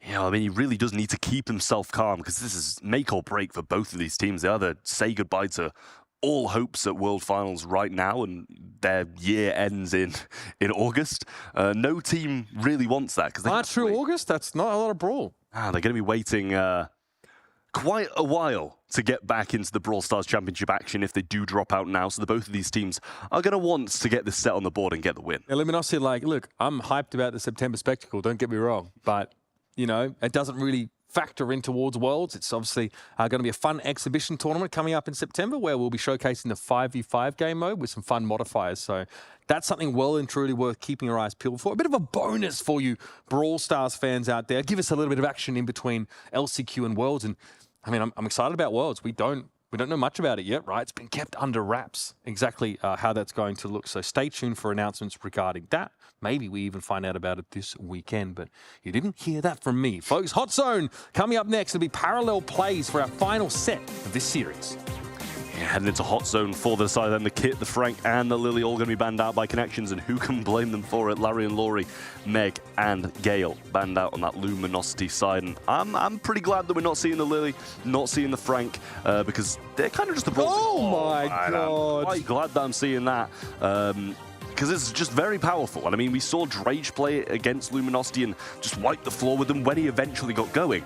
But Luminosity, up to a point, were doing a good job of stopping and getting going. Yeah, look, I think it's important to point out that Hot Zone is a pretty long game type, right? Clancy will have time to collect those tokens and power up his abilities. Remember, he's like a 3-stage brawler, similar in some ways to Surge, but, you know, at his strongest, his super does an extra 50% damage. It has, like, larger range. His super is hugely long range, and also his, like, standard shots branch outward with diagonal bullets once he's at that stage 3. So keep an eye out for the Clancy. He becomes a real issue when he gets rolling. The Barley Stew follow up from Luminosity, a couple of robots for that side. The ability to evade these Clancy shots with Stew is definitely a big help, and Barley probably going to be the brawler they choose to just try and not feed him in the first place, so they don't really have to evade these shots to that much difficulty. Sit behind some of these walls, can go aggressive, and still be able to shoot when in the zone and someone's on the other side of the wall. It's definitely a big help, but I imagine it's just going to be one of those brawlers that tries to keep Clancy under wraps. It's all about sustain as well. Like, having that healing tonic available over a short area is massive. I love this. It's not the first time we see Chuck on a map like this, and it's really annoying to deal with as someone who's defending, because the Chuck can transition between both hot zones and basically at all times be accruing capture percentage for their team, and you have to answer it somehow. And not as desperately, you know, as Heist, for example, where like you literally get individual brawlers to counterpick, the Chuck to take him out of the game, but still really brain bending, because you have to figure out how to fight on multiple fronts against that brawler. I mean, this is the thing, you know, they needed to take risks, and these are the risks that I wanted to see them take. Yeah, Clancy's not really much of a risk. It's just absolutely ridiculously good at the moment. Chester, more of the same. It's just very solid. But Chuck is a risk. You know, it's either going to work perfectly or it's not going to work at all if you can't get set up. So it's big, big risk for connections, and I love to see it, because against a team like Luminosity, you come into this one quite a heavy underdog. You've got to be able to make these moves. But RT, great pick from Luminosity there. With that kind of reworked gadget, you can just drop your legs whenever you want, return to your legs whenever you want. It is going to cost you one of those gadgets, but it's a big help on defense, especially against the Chuck. Right, that's the issue sometimes for RT, the vulnerability that you have when you are split from your legs, but it also makes you very, very good at fighting over the point. Sometimes, looking at this map graphic here, you just drop your legs behind the wall and then, move out a little bit, and you can cover the literal entire hot zone with that damage. Again, and pretty decent on the diagonal as well. There is nothing here that specifically counters the Chuck, though. That's something that we're going to need to bear in mind. He will be a constant nuisance. A brawler that doesn't hit very hard with his normal attacks, right? He's fine. He's pretty close range and has like a mini M's shot, but it's his ability to kind of be everywhere. I'm scared of the Clancy. That's going to be terrifying here, but Luminosity Star on pretty aggressive footing behind that speed zone, giving Chino the ability to dodge much of this damage, but in comes Chuck trying to challenge, picked off by Chino. I mean, it's a great setup early on that he's got there. Meow's going to be able to connect a couple of shots here as well. Ooh. Oh, and he gets the kill as well. Beautiful stuff from him. And Dynamite's back up on this right-hand side, already chugging down on these tracks to get towards that zone. Chino claiming the left-hand side, though, and he's just keeping Clancy back. Chino's playing with Sticky Syrup Mixer here, not the healing tonic. So being able to deploy a slowing field with that gadget, maybe an attempt to answer the chuck. Yeah, well, that probably is the answer when someone comes aggressive onto him, but Patchy just 1v2ing. He can't be stopped. Dynamite's doing a good job up top as well, and Chino forced a last stand on top of him there, and now he goes back in, but the legs are dropped and he gets obliterated. Clean up the left-hand side, though, is the Clancy, as we'll see the Stu go down, but now Charles can move around. Chino's going to rotate over to the left, over to the right-hand side and try and stop Dynamite before he gets started. And this is what we're looking for, though, a real hyper carry performance from Patchy here, using that mobility to be very hard to catch. Meow and Goodnight, pretty decent, though, at this mid-range through the middle of the map. Patchy needs to try and use that super to avoid these shots from Meow, who's already built a couple of those tokens, but isn't quite a critical mass of damage yet. Charles getting picked off, though, means they lack range. So without the RT, Luminosity have to give some ground. Chino plays back on the point. Sticky Syrup Mixer is thrown down, and even the super committed to deal with the chuck. What, 1 minute 30 on the clock, getting close to 1 minute 20 now, and this complete cycle of just Dynamite going forwards over and over again on this Chuck Brawl is going to tick up that percent bit by bit, even if it's 1%. He's baited out the legs on the right-hand side, though, and all three of them remain there. Dynamite able to get the retreat as well, now only 2% in it, but now Patchy comes around the bottom, wants to go for the base race, but Goodnight's stuck in between two mines. Broken away. Back, he wants to go up, but Patchy gets there. Patchy can't be answered here. Meow trying to chase him down. Scary at level 3, but look at what Connections commit to try and get rid of that Brawler. The Stew is such a problem, but now Connections able to get some away-based progress here. Luminosity still have a brief lead as Charles is able to get the better of Goodnight, and Meow will be blocked by this terrain. It's close, 3% in it. Dynamite can't leave. He's got no choice but to stay. And Luminosity maintain that slim 3% lead and land the plane. I mean, what a close game that was, though, and it was just, split seconds where, Chester almost got that shot there onto the RT before he hooked around that wall, and that would have been a game difference. And that would have been a match point to Connections, but it is a match point to Luminosity at the moment, and they did play that really, really well, picked their moments, defended the Chuck pretty much perfectly, and stopped him from getting that tick-up percentage. Clancy has just navigated around pretty effectively. Obviously a terrifying Brawler out in the open, but Patchy forced Meow to play on the point, where he's arguably a little weaker. Still though, that damage from Goodnight, the range is just surprisingly good.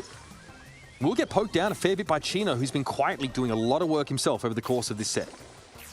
Yeah, some really good work here. They're just choosing to leave this defensive zone and go on the offensive, which I don't mind at all, considering it's going to be a lot easier to get that defensive zone. Patchy so low, now Dynamite comes in, he's going to be able to bait out those legs. Patchy does go down, and Goodnight with a heal comes through. Charles going to go back to his long-range form, but Meow slides in on this zone. Last call forced out, and Goodnight forced to retreat.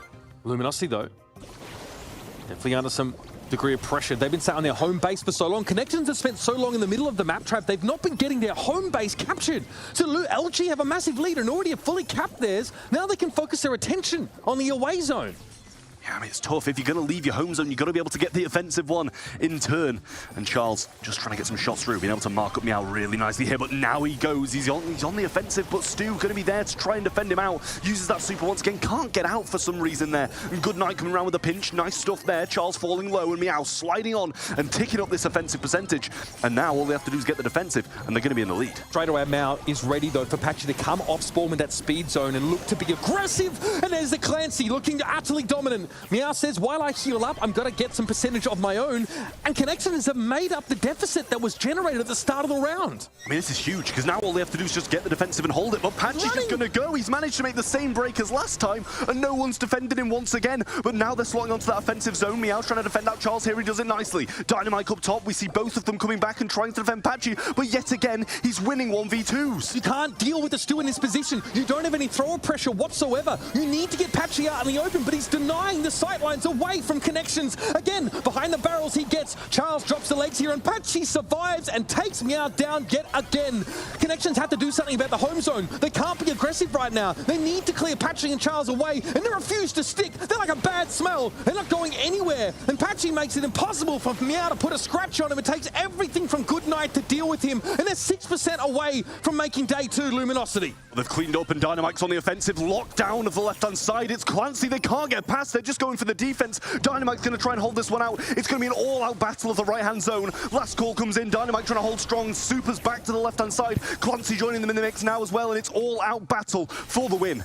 LG need to get out of their home base, though. They need to get across the map. Clancy crushing them. Clancy, absolutely devastating. Now connections have made up the gap. With 8 seconds left in the round, they're going to get the lead. And Luminosity, no, this one has gone begging. That Clancy just came in and obliterated all 3 members of Luminosity, sending them back to spawn and securing the 100% to drag this all the way to double match point to decide who goes through and who goes home. There's 2 sides to this coin. If you have to fight Clancy out in the open, if you have to be defensive, you are going to get crushed. As soon as we saw Patchy able to get to the enemy side of the map, he was virtually impossible to bring down, but then he got stuck. They got cornered in the middle of the map, Luminosity. They need to avoid that happening again. Oh, really nice pinch coming in there as well. Can't find the killing blow onto Patchy. And they're trying to take the same stance as last time, not really going for this defensive zone, just holding this mid portion of the map, whereas LG sticking to the true and faithful, the norm, and holding their defensive zone to start. Charles drops the legs here, but Luminosity have that good lead because Charles is getting that home base capture percentage here early, so Luminosity can focus on the enemy objective later. Meow still a problem. Patchy throws down the speed zone, maybe to block a little bit of damage, but Dynamite is there to catch him on the right. And here come Connections now, looking to play aggressively. Gee, no, unreal! Takes the Clancy down, and he's going to be traded out, but that is pretty nice Barley play, and leaves Patchy free to take this fight against the Chester. Yeah, Dynamite made the poor decision of going in. LG just pushing forward to have their defensive zone pretty much now. He gets the kill, and it's always Patchy giving them issues in this back left-hand corner, and now they can't get in, and LG have 3 of them there. They're going to be so hard to clear from this point. Chino's going to be there with a sticky syrup mixer to make it dangerous. Dynamite steps up. Gadget came down from the Barley, but a little bit too late to keep them alive. Patchy juking, dodging good night. He tries to step up and eventually finds the elimination, but Charles has been here the whole time. How do you get rid of the RT now? You have to pinch him. Charles drops the legs, and through the wall he brings Meow down. 87 and counting for Luminosity. Just poor positioning all round. Chino's going to be able to secure this one now. Last call comes in, 7% left. It's still ticking up, and Luminosity are going to do it. They're heading to day 2. They're sending Connections home, and they manage it. Talk about being pushed to the very limits. It's going to be a lot of weight off the shoulders of Luminosity here. After a year of struggle, they have secured themselves a spot in our golden ticket matches tomorrow. A chance to represent their region on the world stage once more. But we have seen this dark horse come hurtling out of the mainland China region, putting more than just a scratch on Luminosity. Connections are the real deal. I mean, it's just genuinely incredible how well they've been able to come and perform. 2-1 against Luminosity, 2-1 against STMN. It's sad to see them going home after the performances that they've brought to the table. Very, very disappointing not to see Connections through to day 2, but they've done China and themselves just massive service. A massive service, yeah. The compositions here for Luminosity, pretty much textbook in general. We saw them obviously go for a Barley, that stew look on that hot zone map, and I've got to say, Chino did very, very well at playing defensively. And as soon as they got across the map with that stew, that's so hard to clear. As powerful as Clancy is, he couldn't do a thing with that wall in the way. What a match. I thought mainland China just might do it, Ark. It's a darn shame, but Luminosity get the job done at the end. What a day we've had so far. Absolutely crazy. Honestly, watching this game from the sidelines was just so intense, and I really felt the Connections were going to go all the way. Honestly, I mean, that was just an amazing set. Hot Zone really did have it all, and it just wasn't to be for mainland China in Group A. But what you guys don't know is... What? Guess what? Toxic Lotus will speak Navi. Toxic Lotus have done the unthinkable. Not Navi, bro! They've done the unthinkable. I think you're going to be top of the group. They're going to give some others there. Yeah, I was going to say, it's unbelievable. Throwing, bro. Well, we thought it was going to double down. We were watching this comeback in game number 2 with Connections. I mean, Meow piloting this brawler and Clancy. So much damage output. It was unbelievable. The creativity with Chuck, too. You see it on the occasion on ladder. I don't know if I've ever actually seen it in practice here on Parallel Plays in professional gameplay. Mainland China is the real deal. We saw it in that little teaser trailer, right? The hot takes. A lot of these pro players, including the ones in this very group, were gassing up Mainland China, deservingly so. The first ever international win in history. It's unbelievable. Honestly, you know, you feel for the enemy side. Navi, a team that I would have expected to make it to day 2. But to see Toxic Lotus do it, I can't help but make my heart happy. Yeah, I mean, and it could have happened twice at the same time. You know, there's this the crazy thing. Luminosity really now going into the next day will have to obviously address some things. Certainly, I mean, there was some incredible. Yeah, I mean, Patchy was insane on that. Unreal. Stream. Unbelievable, honestly. And just like, I think as well, Chino, I think it was in the Max and Shooting Star was just like dodging and weaving some incredible shots along the way. Luminosity and the technique is just astounding. It really is. But sometimes they just drop the ball and like leave things if it's very, very touch and go in Hell Zone. I think, yeah, like, you know, looking back at Bounty, the comp was so textbook. It is such a classic LG comp, and it's one we've seen for ages, right? It's when we head over to Hot Zone and we see, okay, now they've got to answer this Clancy. The first pick Clancy gives you a window to respond to it, but you're dealing with a very powerful mid-range brawler who doesn't have any glaring weaknesses outside of maybe being a little weaker on rate, you know, at level 1. But, you know, he builds that up as the game goes. And you saw what happened when LG got pushed into their corner. They could not get out. Too much poke damage. Between the Chester and the Clancy, it's just like very hard to dodge that incoming shot. It's a lot to handle. Again, so good from this Group A. I didn't expect this. We talked about it before. This was something we thought was going to be, I mean, on paper now, this is what we expected, right? We expected the O2 for Connections, huge underdogs. They did phenomenal. They took sets off both these teams. They made STM and EU sweat. They made LG really sweat after that game number 2. Incredible comeback, incredible mechanics, incredible draft. I have so much respect for a group of people that they compete at a different setting than the rest of the world, right? This is all kind of new to them. I mean, even the game that they play, it's Brawl Stars, but obviously they're kind of in their own bubble, right? They're playing against each other. They don't really have these international opportunities as often. Monthly finals a little bit funkier. Meanwhile, while we were working on Group A, the B stream working on Group B, making history over there. Reply Totem sweeping on through. I think this is a team that a lot of people expected to do well, but Toxic Lotus doing something unthinkable, especially against Uber's I mean, come on. We saw Na'Vi in that APAC region a lot. Like, they are legit. That team is a double world champion on it. Yeah. The guys like Levy, who, you know, haven't been on the best teams, they're on this Reject roster. By the way, Reject, who also end up falling out of LCQ last year. So they have now had that, they've suffered that fate twice consecutively. But I would say that is a massive capitulation from Na'Vi. I don't think a lot of people would have had that. Obviously, I ended up predicting Na'Vi in the end, but I really do think that all of us felt like Toxic Lotus were going to be strong competitors. If there was a mainland China team that we expected to break through, it was those guys there. So now we've got 2 groups decided here.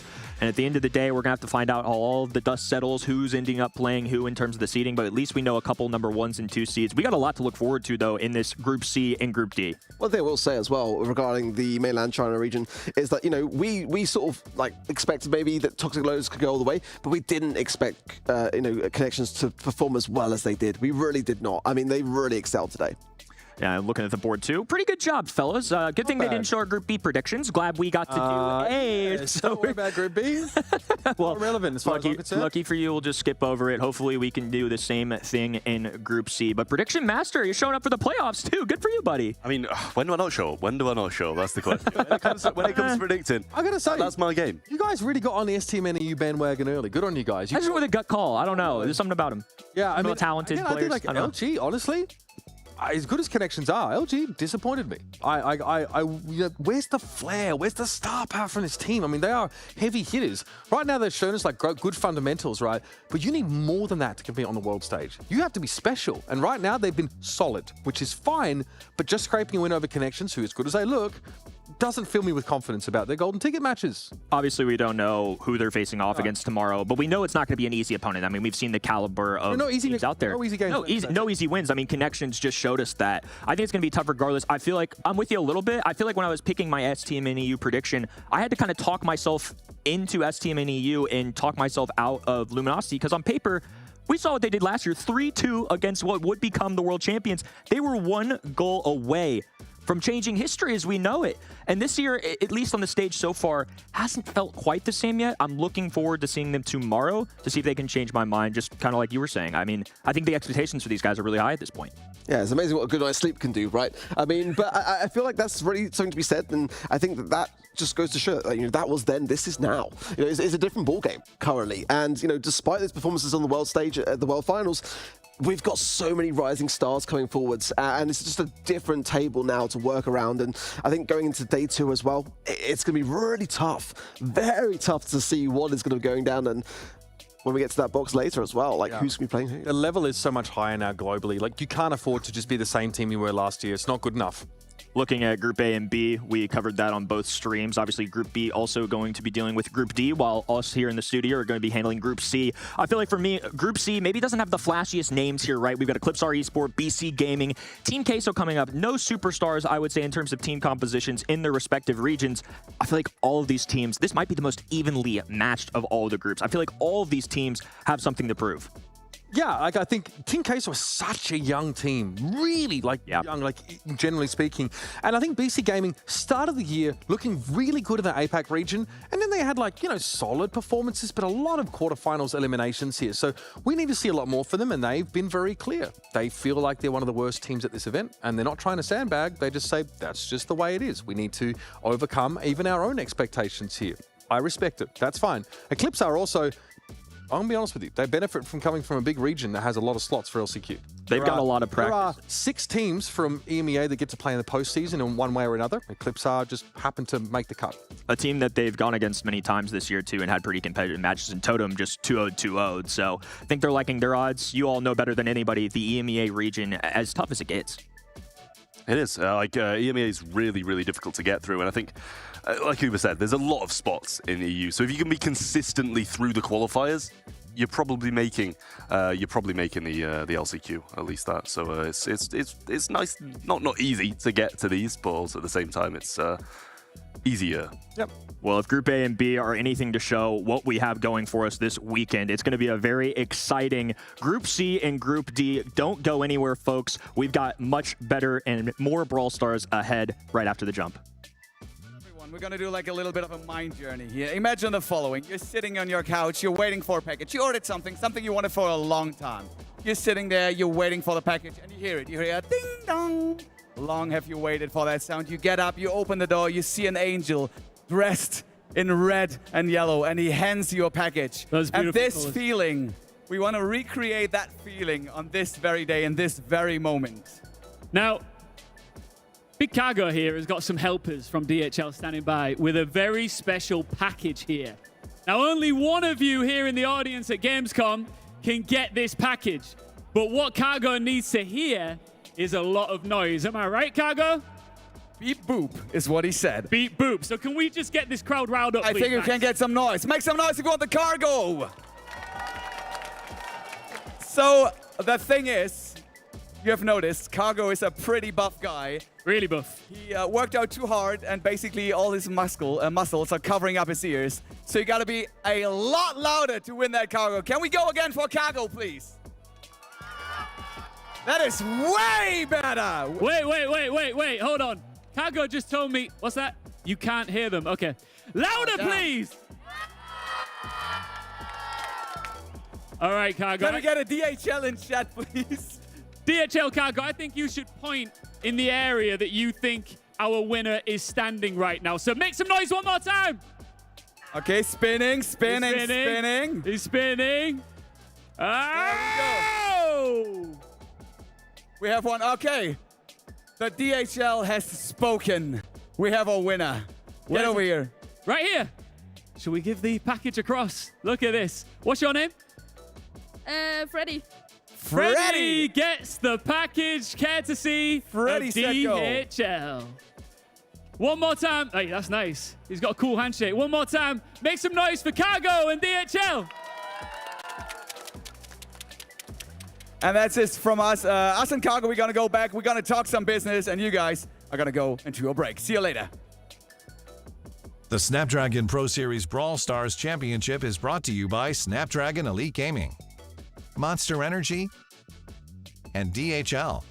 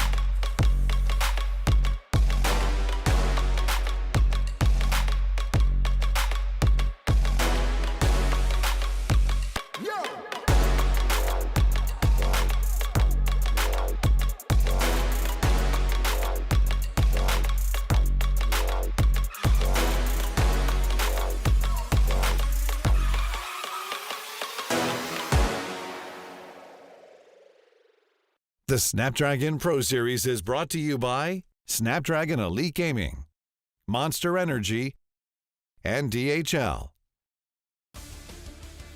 In the words of Ark, this is the time. Who let Blood host? What are we doing? What are we doing? What are we doing? We don't want you on that seat. We are 2 groups down. We have sent 4 teams to the second day, and we have another 2 groups to go. C and D still remain, and we have some incredible games ahead of us. Yet again, I am sadly joined by the 3 of these guys to my left. You're It's a right. mutual What are we doing out here? What are we doing? I don't know who let me sit in this chair, but I'm really taking advantage of the power right now. But we're going to take a little bit of a recap of Group A, see how things went just now if you are just tuning in. STMNAU swept the group, took it in a swift 2-0. Luminosity 1-1, just narrowly edging over Connections there, beating them in a double match point. Let's take a little bit of a look at Group B as well to refresh our memories, not just yours, because of the beautiful people Teddy, Spoo, and Reddy have been doing these over on the B stream, so be sure to tune in there on event.brawlstars.com if you want to be able to watch the Group D games. But Reply Totem and Toxic Lotus, huge upset, Kenny. Toxic Lotus actually taking the first game ever for mainland China at an international event. I expected Totem to go 2-0 in that group. It didn't super surprise me that they ended up sweeping their opponents there. I just feel like Reply Totem as a roster was a rocky year, but when it comes down to it, LCQ, big moment, they're a solid roster. These guys have been here before. I didn't really have any doubts of them making day 2. The one kind of question mark I had, I ended up predicting Navi. I'm not going to give myself any credit, but I think we can all agree, like we were talking about in the pregame show, Toxic Lotus is a team that we thought had a real chance to make it to day number 2. So the fact that they got the first ever mainland China win at one of these competitions, I mean, that's history. It's a big deal. I'm really excited to see if they can pull off the unthinkable tomorrow. Yeah, I think that, you've got to consider the fact that day 2 is going to be very much make or break, and it's going to be a testament to themselves as to how they handle that kind of pressure. I think for me, Reply Totem definitely, they are the bottom but 1 team in terms of the lowest set % win rates of the entire competition. And I think that goes to show a lot. Like, that doesn't really necessarily mean too much on the day. It's what you bring to the table. And I mean, next to them in that lower bottom position is BC Gaming as well. So I want to see them defy those odds, because ultimately, I think that Eclipse are Esports really are a team that many might be underestimating here.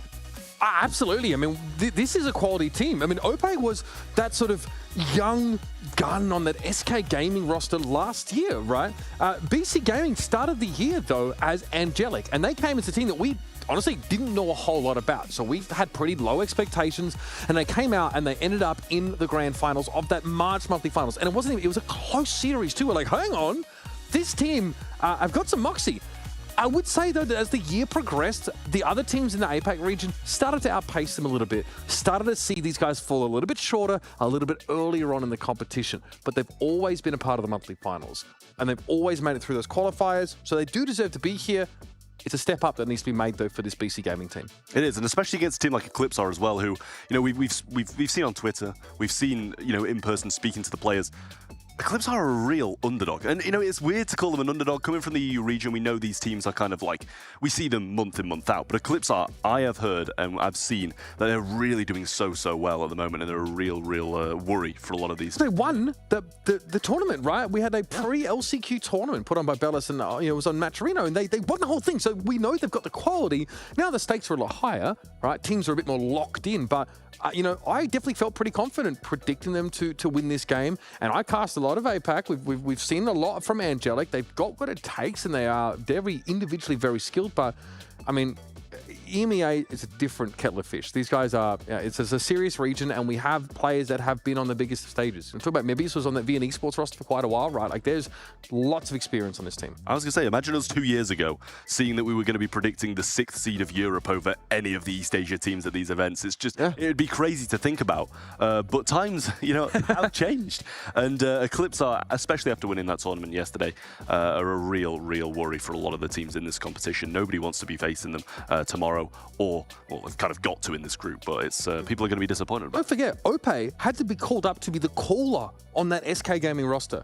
in his rookie year and took them to that reverse sweep win over Foot Esports to make it the deepest run, a deeper run that we would have expected from that team. So that guy has really had to fill some big shoes very quickly on. Young player. I think he definitely needs to work on his, composure, keeping that cool head, but that's something that's going to come with time. Like, I think he's a real threat.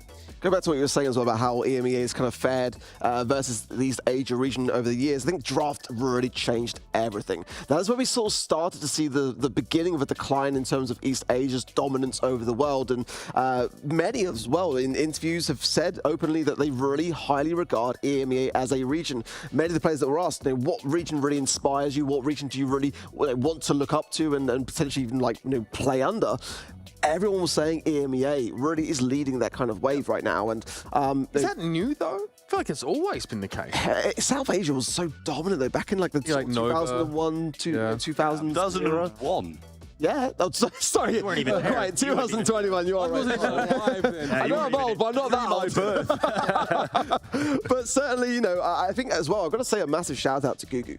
Yep. I mean, we haven't seen Gugu in a competitive setting for so many years, and to come back this year and to just brush off those dusts like nothing ever changed, I think he has been very underspoken this year about how well he's just sat into this squad.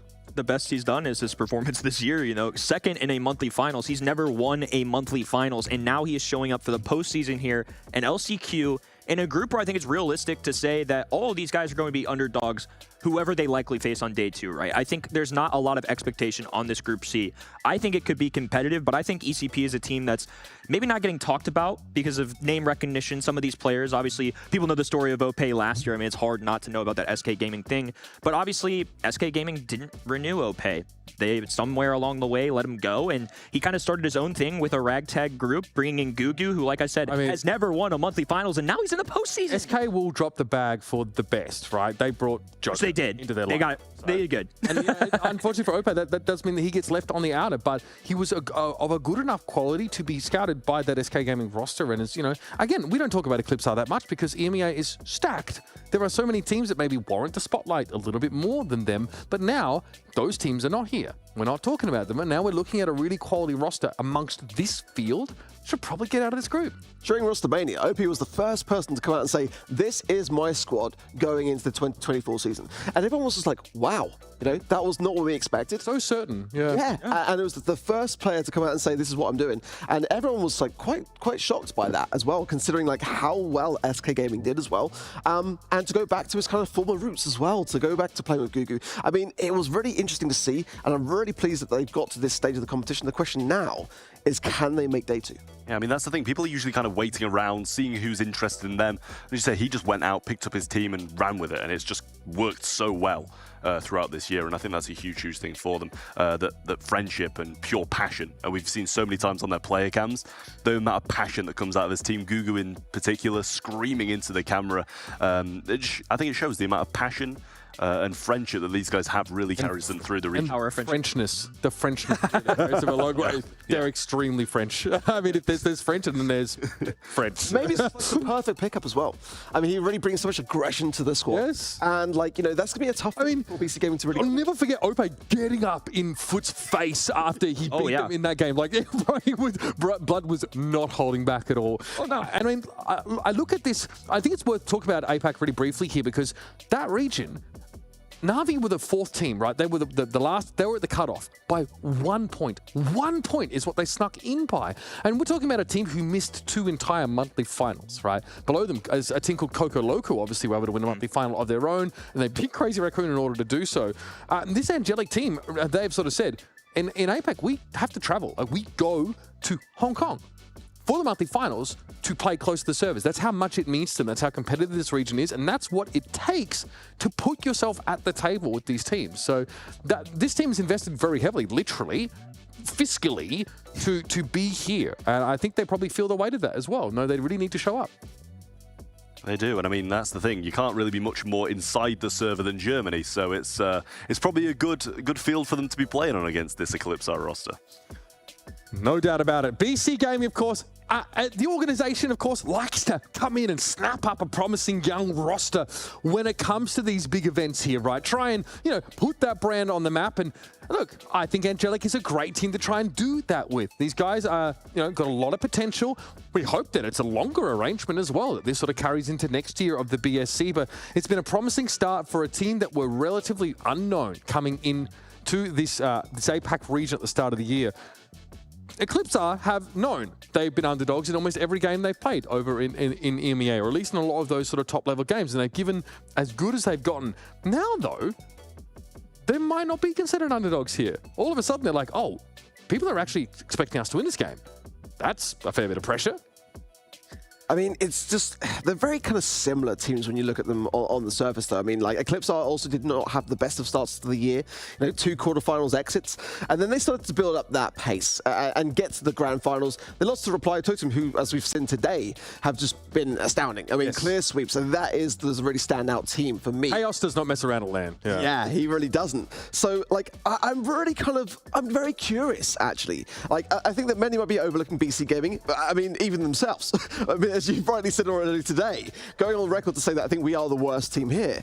But you never know whether that just might be humble talk, and whether they might be able to, sort of bring home the goods. I think that Eclipse also are a little bit more of that kind of team that have a great amount of confidence, as we've seen with OPE, and maybe needs to reserve that slightly. If they get carried away with that, then I think that BC Gaming might be the sort of team to strike. Again, like teams like this, we've offered, we've described as being emotional, right? Tend to work really well when momentum is in their favor, but clawing back from a deficit, especially if they get surprised by their opponents, is a different story. And that's, that's going to be something very, very important. It's how you come out of the gate. It's how you turn up. Eclipse have been waiting in the wings. They've seen that first group played out. They're like, okay, now it's our chance to try and shine. In a best of 3, you don't have a lot of room to pivot and to recover from a bad start in a series. You need to find a way to center yourself mentally if things go wrong a little early. I think that does cater a great deal to teams that can just kind of, for me, Eclipse are a team that have a great comeback mechanic. They're a team that when they are behind, they can kind of reassess and go, hey, we've got to shift a gear here because we're falling behind. You don't get that luxury in that best of 3 format, which is where BC Gaming could thrive potentially here. As the draft coming in now, Crow the first pick for Kaboom Canyon, Clancy, Byron, and the Angelo band out on the side of Eclipse. The Clancy, the Gale, and the Carl band by BC Gaming. Interesting with the Carl band, but I do kind of understand it. It is one of these brawlers that can just use that flying hook to get over into the map and get a lot of bounce shots with the axe onto the wall. Yeah, and you can be oppressive playing in mid, because on Kaboom Canyon, controlling this space in the middle part of the map is so important. That's actually why Gale's been banned, because Gale brings a jump pad in here and basically gives his team default access to that center part of the map without having to play towards the long sidelines to get in there and potentially get trapped. So unless you're Luminosity and you forget to change gadget. Yo, that was an absolute that was earlier in the year. Seeing that Twister thrown down instead was just, that was classic memes. And again, Crow, so powerful because that hypercharge can just get used for safe damage, and it is a disgusting amount of damage that can be done. It also gives you that great all-in potential. Slowing Toxin sets up pick opportunities there as well, but the Colette, such a solid pick here on Heist maps. The free safe damage that's virtually unanswerable. It's hard to look past. Yeah, and it's that really early solid tank counter. I mean, not only do you get this fantastic damage whilst retaining that mid control, but you're also kind of saying to your opposition, hey, you want to bring a tank? Feel free, but like we're going to really give you a tough time with it. I mean, one thing I will say is that Chuck is open here. That's dangerous. It's one of those brawlers which could be that final pick. Obviously, we've seen already how effective Core this can be on the defensiveness, or even like a Surge. Actually, it's not the worst of ideas to have, but that's kind of like an answer to idea. So Eclipse are in this kind of position of the draft. They can't necessarily go for it. They might do, but it's definitely open for BC Gaming here. So a counter for it might not be the worst of ideas. This Eclipse comp has been crafted to be pretty oppressive through the middle part of the map. Now, obviously, Amber offers you the ability to clear all of that grass to make it more open, and also Crow's very good at scouting that area anyway, as the ticking poison gives you vision of the target that it's being impacted by. So hard for BC Gaming to hunker down there behind that sort of fog of war. And there it is. Going for it. Chuck comes in for Eclipse, and this prices BC Gaming into finding a direct answer to this brawler, because right now they don't have one. They've got to have Colette going on the offensive, as is the Meg, so it's got to be one of those brawlers that can sit back. I would go for personally the Cordelius, but let's see how they feel. I've seen Shelly get some good results. I've seen Surge get some good results. I've seen people play BB to try and answer this pick. Yeah, there's a lot of ideas. I think Cordelius is the best because you can just instantly take him into the realm. If you hit the super. If you hit the super, if you land the shot. Unless you do a Grace, then you're having troubles. But yes, they're obviously taking Chuck immediately into the okay, if Frank gets picked up here. Now, we do have stopping power in the form of that super. We can also sort of, hook the Chuck in a little bit with that gadget. It's an interesting answer. I don't know if it's designed to deal with the Chuck threat exactly. Yeah, I mean, we saw Frank paired with the Cordelius pick earlier with STM and EU. But the Frank is not necessarily going to do a better job than Cordelius, in my opinion. It's definitely one, though, that is going to lend itself a hand going on the aggressive. And again, against the Chuck, your best bet is to go on the aggressive. It's going to be a base race, which you're not going to win. Yep. You've got to double down and just brute force the situation. So I think that could be where BC Gaming are coming from here. That might mean that BC have to win a 2 versus 3, though, at some point here if they're going to answer the Chuck. Megan moves up already, so good pressure being generated by this Meg in the side lane, and ECP don't feel like they can afford to dedicate too many resources to answering this, so it's free safe damage. Yeah, ECP on the back lines here, defending the situation, because the Chuck's trying to get himself worked up to be able to do something. Great smash from Geki, already on the safe, and ECP are all over the place, honestly. Geki is dirty. First gets rid of the Chuck, then finds a super stun that also breaks open the wall. Eclipse need to sort themselves out here. Megu is just having his absolute way with that safe here. Sargo and Geki at least can group up now. Map gets opened up. Gugu trying to circumvent the threat of the Frank, and eventually he'll be ignored. There's only 20% that needs to be taken care of, and Megu comes out with a super swing to deal with the Chuck. And now the claws start to close around Eclipse's throat. 13% and counting. This should be it from Geki. Nicely done. A fantastic hypercharge to really close the gap and gets the first game in the pockets. This is exactly what you've got to do. I really like to see the ideas of which we're kind of working with their draft to see those come to fruition here. And, that was the way to play it. Now, Eclipse have got to respond to this idea. They've got to be a much better, solid defense. They can't leave that Meg on that bottom left-hand side with the Crow. That's not going to work for them. So what now that your opponent has decided they're comfortable racing you and that your Chuck on his own is not enough to keep up in that kind of battle? Geki already pushing so aggressively, actually denying Mebius the ability to impact the middle of the map. Geki says, okay, damage me, hit me hard. And then he can throw down a lot of those fast hits on the safe. And who answers Megu? Mebius can't fight that Meg. I think they've got to be a bit more cautious on the side of ECP to get these early defenses in. Maybe this is going to be fed nicely into his hypercharge, but you've got to get that to the other side of the field. And look at the damage already. There's only 60% and climbing now left on the ECP safe. Okay, good damage, though, at least being done by the Chuck here. So Gugu is able to even the ledger a little bit. But, I mean, look, the controller's been lost. Geki pressuring down again. Gugu has to try and keep up, but my goodness, Eclipse got knocked the heck out. That was quick. Ridiculous. I mean, that was a steamroll.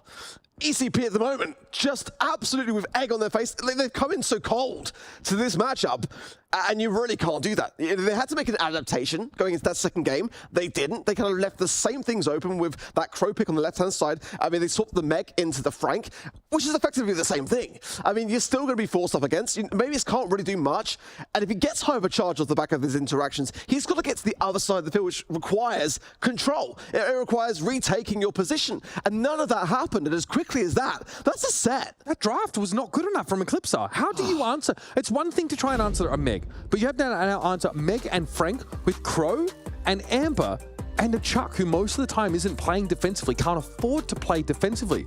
That's brutal stuff. And you also, by the way, get the tank pick taken away from you.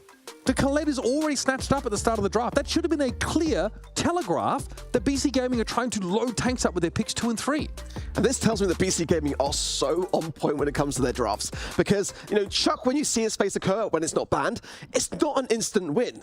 It just says a great deal about the strategy going into the game. And BC Gaming know that. They double down with the Frank. They know that they're going to give a really tough time to Eclipse when it comes to all that tankiness HP. I mean, look at the actual DPS on OPE there. 428. Right. It's really, really commendable. But it doesn't matter. In Heist, it's all about the objective. When you got a Frank and a Meg coming at you and a Colette that's able to get the damage from the mid and keep the control there, ECP just didn't have the strategy. BC Gaming did. Eclipse are supposed to contain BC Gaming, right? Either on their own half defensively or in the middle part of the map. But straight off the break, we saw BC Gaming just walk up on them. They just walked through the grassy area, made their way through the chokes because they have these massive health pools, really not bothered. Like, what? Crow is not designed to deal with tanks. He doesn't answer them. He can slow them down if he has the gadget, but you only have 3 of those to use. And all-inning one of those tanks, like a Frank, for example, will probably get you stunned and instantly eliminated. So who else? Okay, Amber.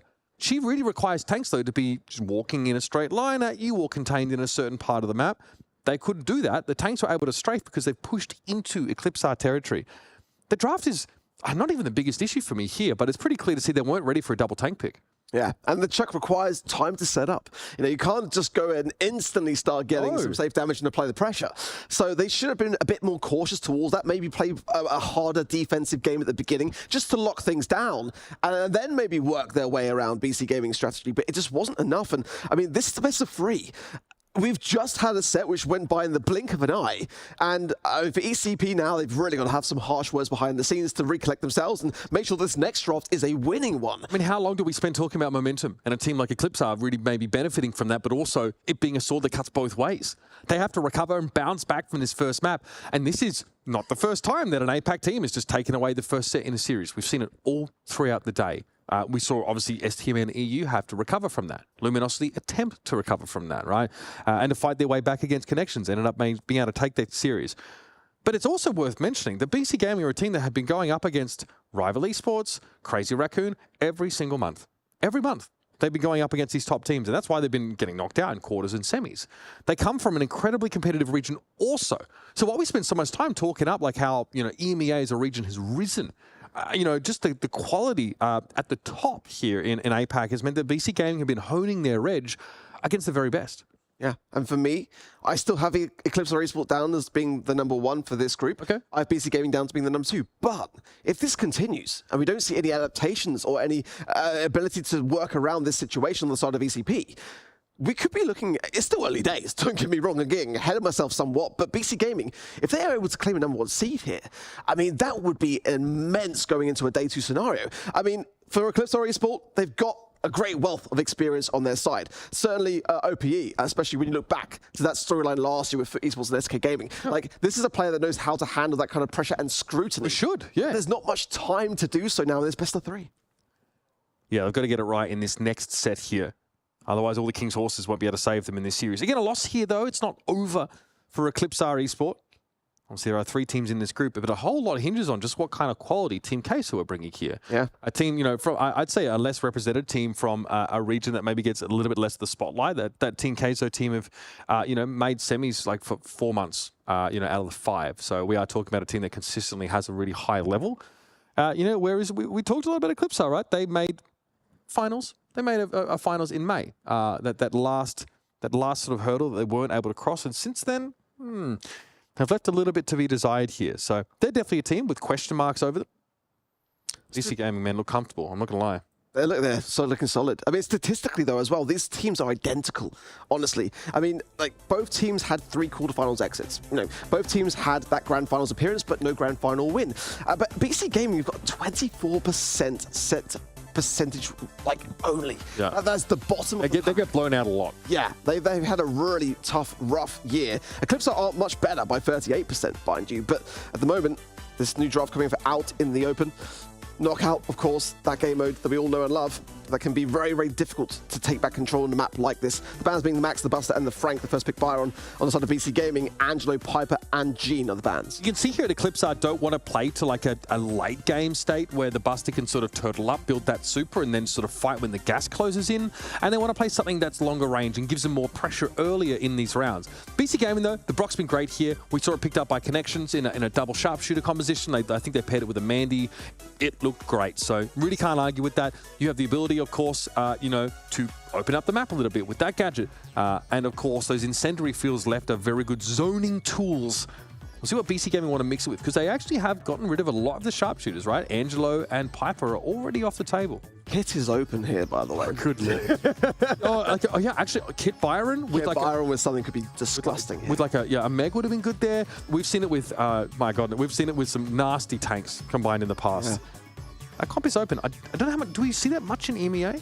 We get it in NA. It's very cheesy. Yeah, I mean, certainly EMEA are very hot on what Kit can achieve, and it could be that final pick. I wouldn't necessarily go with it now. I'd go with what it's going to kind of latch onto, which, I mean, it's kind of interesting to ban the Buster and the Frank here, because that could be a perfect pairing for a Kit. But the Buster ban is so underrated. Buster here, honestly, can just cause such a problem. It's going to be Pearl. This could be a Kit coming in as the third and final pick, unless we see, well... I've seen Draco Kit a little bit in NA with Byron.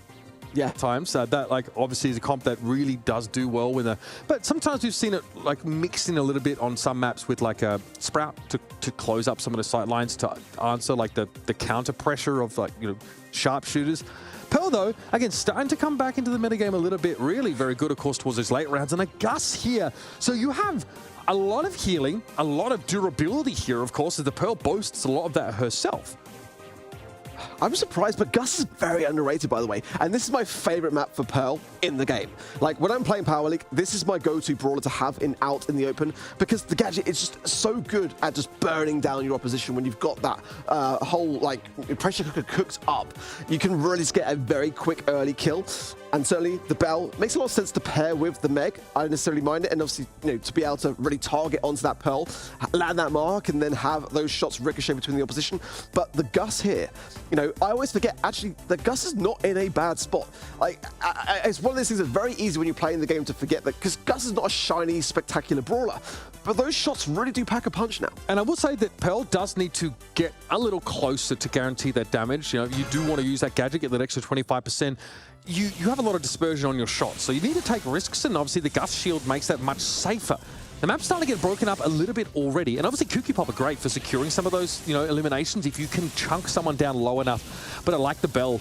Once you get map control and those nest eggs come down, they can almost guarantee eliminations.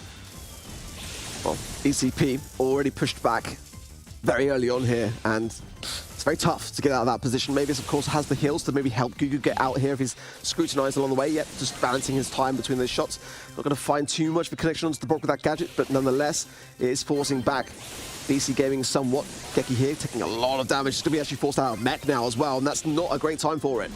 Geki obviously can get back in mech, but in the meantime, they're really vulnerable here, and Gugu wants to put some pressure down. That is going to be the Meg taken off the table. Megu, though, able to clean up Mebius, so that healer now absent for Eclipsar, but they do have the durability offered by that Ope Super, and Gugu is going to be looking scarier as that heat starts to rise. Megu getting a few taps. OP is in a very precarious position here. Just going to survive on, though, with the help of Gugu. They will secure the round early on. Very back and forth. BC Gaming had a good early game, but ECP able just to turn it back into their favor towards the end. Yeah, really resilient comp. Have the shielding from the Gus and that constant healing. And obviously, the super from Byron is huge to turn fights around. Can really help you chunk down a Meg, for example. Geki needs to stay in Meg for as long as possible. Byron's so good in this current meta as well. Often forgotten about, but it is so good to be a first brawler pick here. And maybe it's then fighting as well. Megu there. The hypercharge is then available on that Brock, and that's what's going to keep Mavis and OP just kind of back for now, honestly.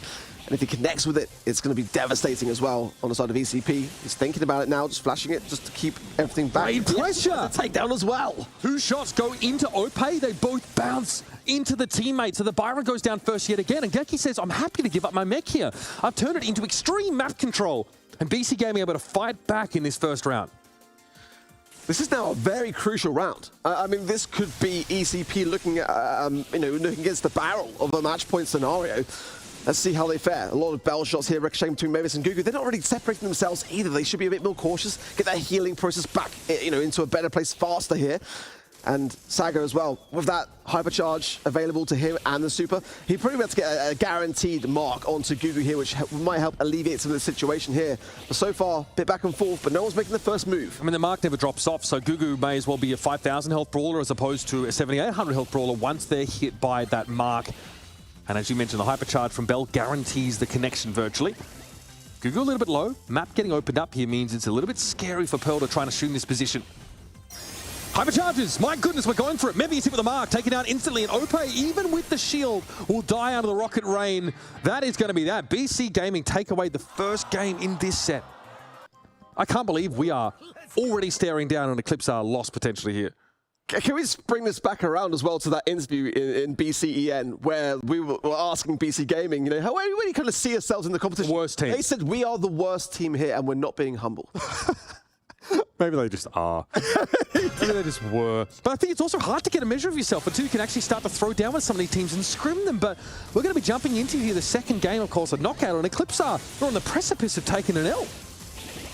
This is not what I expected. Gugu now receiving the heals from Mabius as the battle shots ricochet quite heavily between themselves and already find themselves on this back line. Gugu just going to keep that pressure cooker hot, but needs to get into a more aggressive position to do so. Reverse polarity here for the Bell, so Sargo can obviously punish. If Eclipsar give that map control, you can get those bouncing shots as well.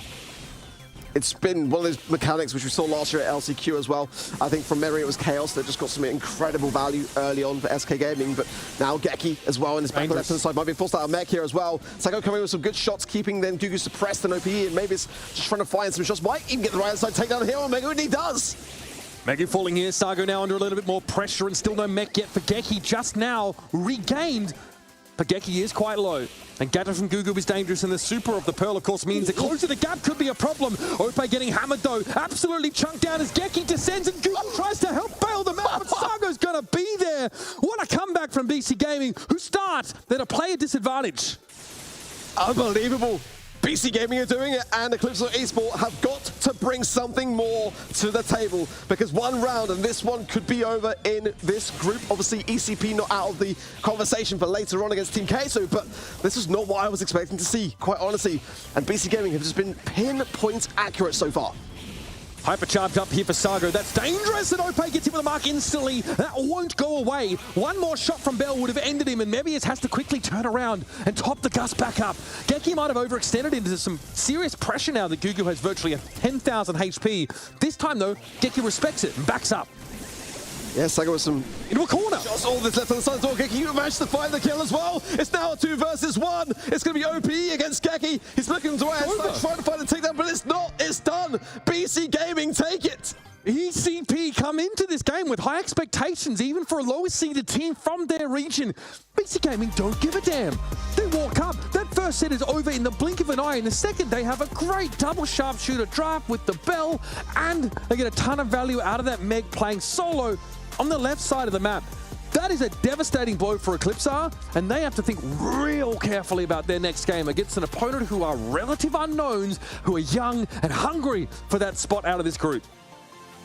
The number 3 seed from APAC with a huge upset over the EMEA region. Unbelievable stuff, quite honestly, and now, I mean, they're looking at a fantastic position potentially here going into day 2, depending upon what happens next. I'll tell you what, if there's one thing I don't like in this world, it's liars. You don't like lies? Who's lying? Meant to be the worst, and not being humble. Well, we are not trying to be humble, but I honestly believe that we are a team among the worst at LCQ. If you don't believe in yourself, how am I supposed to believe in you? What the heck's going on? I've been bamboozled. My predictions, they're gone. What do you feel? How do you feel about this Gus composition, like the Gus Pearl setup? Maybe a little less expected. They got a lot of healing from the Byron too. There's I don't know. There's kind of a reason that the Gus just isn't around these days. I feel it's underrated. What I will say is, why did they not go with Kit? Isn't Kit a fantastic pairing with Pearl? And you've got the Byron there as well to just ensure that healing comes in. Did they miss a trick? I don't know. I mean, yeah, like when Kit Super's in, obviously they're very vulnerable. If you can combo Byron Super, that's like a guaranteed elimination in games like this. And the Kit walks away scot-free virtually from the heal. I mean, I'm going to be real with you guys. I didn't like it, the ECP drafts in either set. I was actually about to say the drafts just seem so off. And you can't win with those drafts, and that's pretty much it. You know, they're an extremely capable team who, you know, won this pre-LCQ invitational that was put on literally yesterday, and now they show up and lose against literally the last seed from East Asia, and it's just really like I don't know why, other than drafts, this could have happened. Because looking at the statistics as well, I mean, kind of expect low numbers from Knockout, but it just didn't seem like the Eclipse we know. I guess the question is, like, where's the kill pressure really supposed to originate from here on the ECP side? Like, okay, does the Pearl just really need to walk up with Gadget, close the gap at 10k HP? But that's pretty obvious. Like, you can play around that to such a great degree. And also, Pearl gets absolutely rickrolled by the Meg in that side lane, right? Like, at some point, like, Geki just waits out the Gust shield and then takes the fight against the Pearl again, who's used all her heat in the exchanges previously. For me, the Pearl is supposed to be forwards. You know, Gugu spent a lot of time behind that wall, but this is where the Brock pick really shines for me on the side of BC Gaming. You break the bush with the rocket fuel, and Pearl's immediate ability to have that assassination attempt is diminished. And that's really all credit to BC Gaming. I say the thing is as well, in my eyes, you know, the Pearl should be doing fine against the Meg. Like, you just charge yourself up, you hold it, and you wait until the Meg has to push forwards. But the Brock and the Bell are always going to outdo the Gus and the Byron in a 2v2, 1v1, whatever it is. They're always going to win at that range battle, and that's the name of the game of this map. It's the range. And having like the deterministic outcome of guaranteeing a hit of the Bell Super is so massive. That is, and also we didn't even talk about Brock Hype Charge, by the way. pretty bloody good, especially if the target is marked to some degree, and you can play defensively behind your Rocket Rain, give up some space, and potentially guarantee a kill. So the moment ECP like overextend into that Brock Super, they're going to lose player. And the same with that mark as well, as you said. Literally, as soon as the last mark hit in the last round, Kenny was like, it's over. Might as well just go to the next, because it's just too easy to hit shots with Meg on someone who's marked. Too easy to hit shots with Brock when you're at max range. Well, not easy, but easier than hitting with Byron and Gus. So yeah, I mean, the drafts just weren't up to par by Eclipse, and they're going to have to fix it, because the third team's going to be looking in, and they're going to be hungry to take a piece of what Eclipse have just showed. This feels like a group 2 that really could be kind of a 1-1 kind of vibe. I mean, I know that wasn't the result we expected from Eclipse Esports, but we talked about that there's a lot of parallels between all of these teams. I mean, I really do think all of them are underdogs in regards to the rest of the groups out there. We were working here. I called it. Oh my God. Ark. Yeah, Ark called it. I don't think that's, like, we talked about this earlier, though. Foot, Tribe, I really don't think that's the crazy, like, Foot is a really good team. I think Tribe should have been favorites, but I really don't, like, I would have said won 2 monthly finals and still didn't make Worlds. Just saying. That's because only one team gets direct qualified from their region. I'll take the full heat here, because I know Ark's probably going to say something. I came into this massively saying that Foot Esports, like, I was just questioning whether they were going to be able to put any fight up against Tribe at all, never mind actually go and beat them. And, you know, I've been on South America all year long. I know that they've done well. But you look at Tribe and you look at the names on that team, and you just like, they can't match up. But I don't know, man. Too much of a downswing. Are they washed, bros? Are Tribe washed? I don't know. I don't think so. I would have said 60. I mean, okay, look, it is Pekka and Motep Jubilo. That's a good team. Like, they're getting Tribe are getting out of the group. Don't worry about it. Yeah, well, huge upsets in Group C and D so far. So many more games still to come. So don't go anywhere. We'll be right back.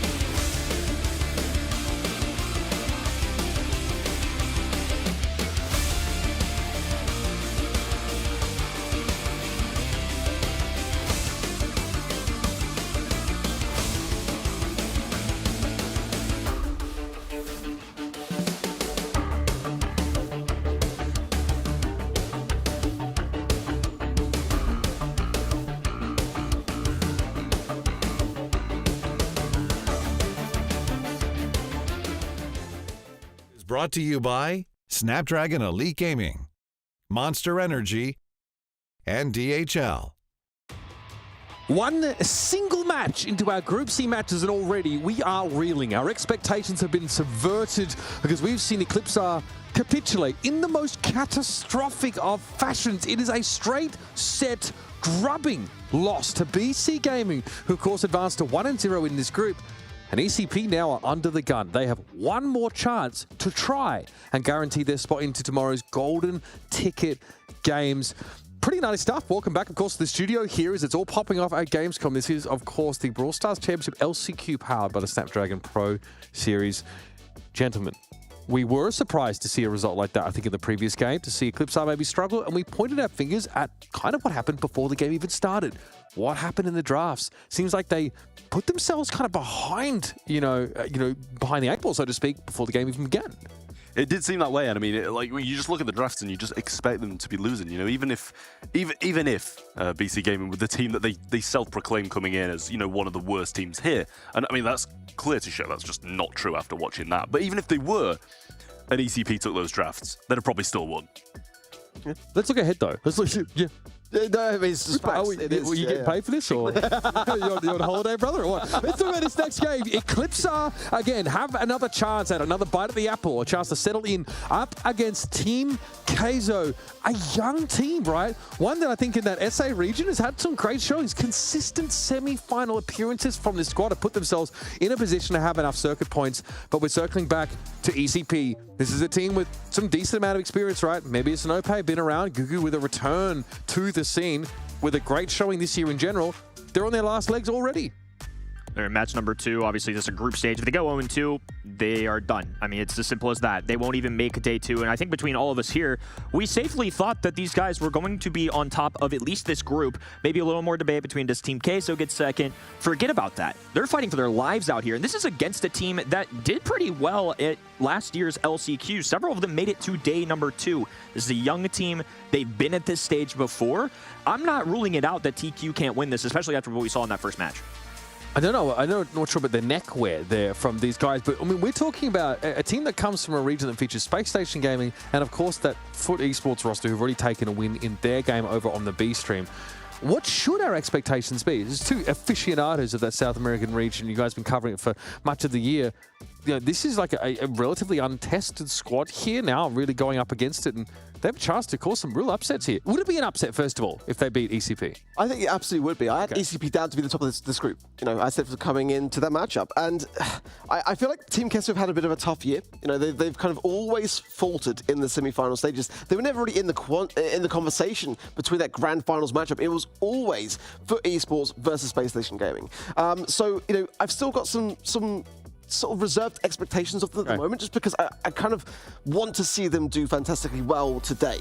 But it's tough to see that when you look back at their record. They have been consistent, but only really consistent at losing those semi-finals. You want to see them rise above that level I need to see that today. Throughout the year prior to make you feel like there's real sort of spoiler potential here. Yeah. I mean, we've obviously seen in a number of outings from this squad, and I think we're happy to see them make those deep runs into so many of these Let finals. Ace on the screen.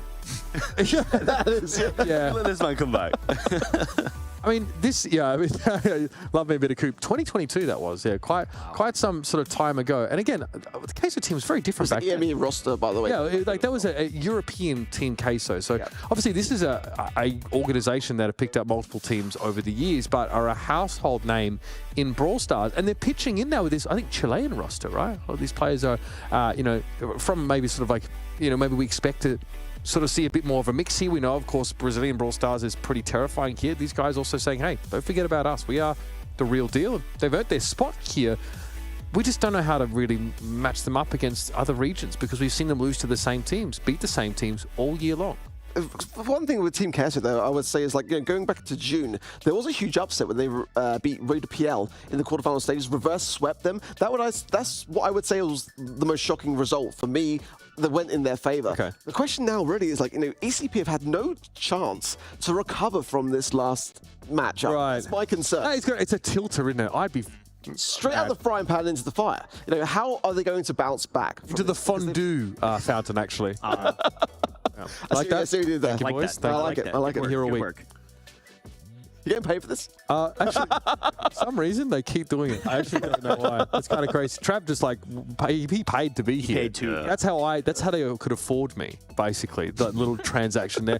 Great to have you on board, of course, mate. Yeah, really freeing up that budget for you. For us, like crying, you had to just make it up to me. We all predicted ECP. involved. So if you had a chance to change your Preds now, would you? Seeing what we just saw from Eclipse, because I asked you about the upset potential coming into this, but we've already got data on it. Not a lot of data, to be fair, on Eclipse, but we have some. I'm holding the line. I want to say yes. I'm holding the line. I think I maybe would, especially after I've just seen Foot Esports beat Tribe as well. Yep. Foot Esports Space Station have been the ones just beating Team Queso all year long.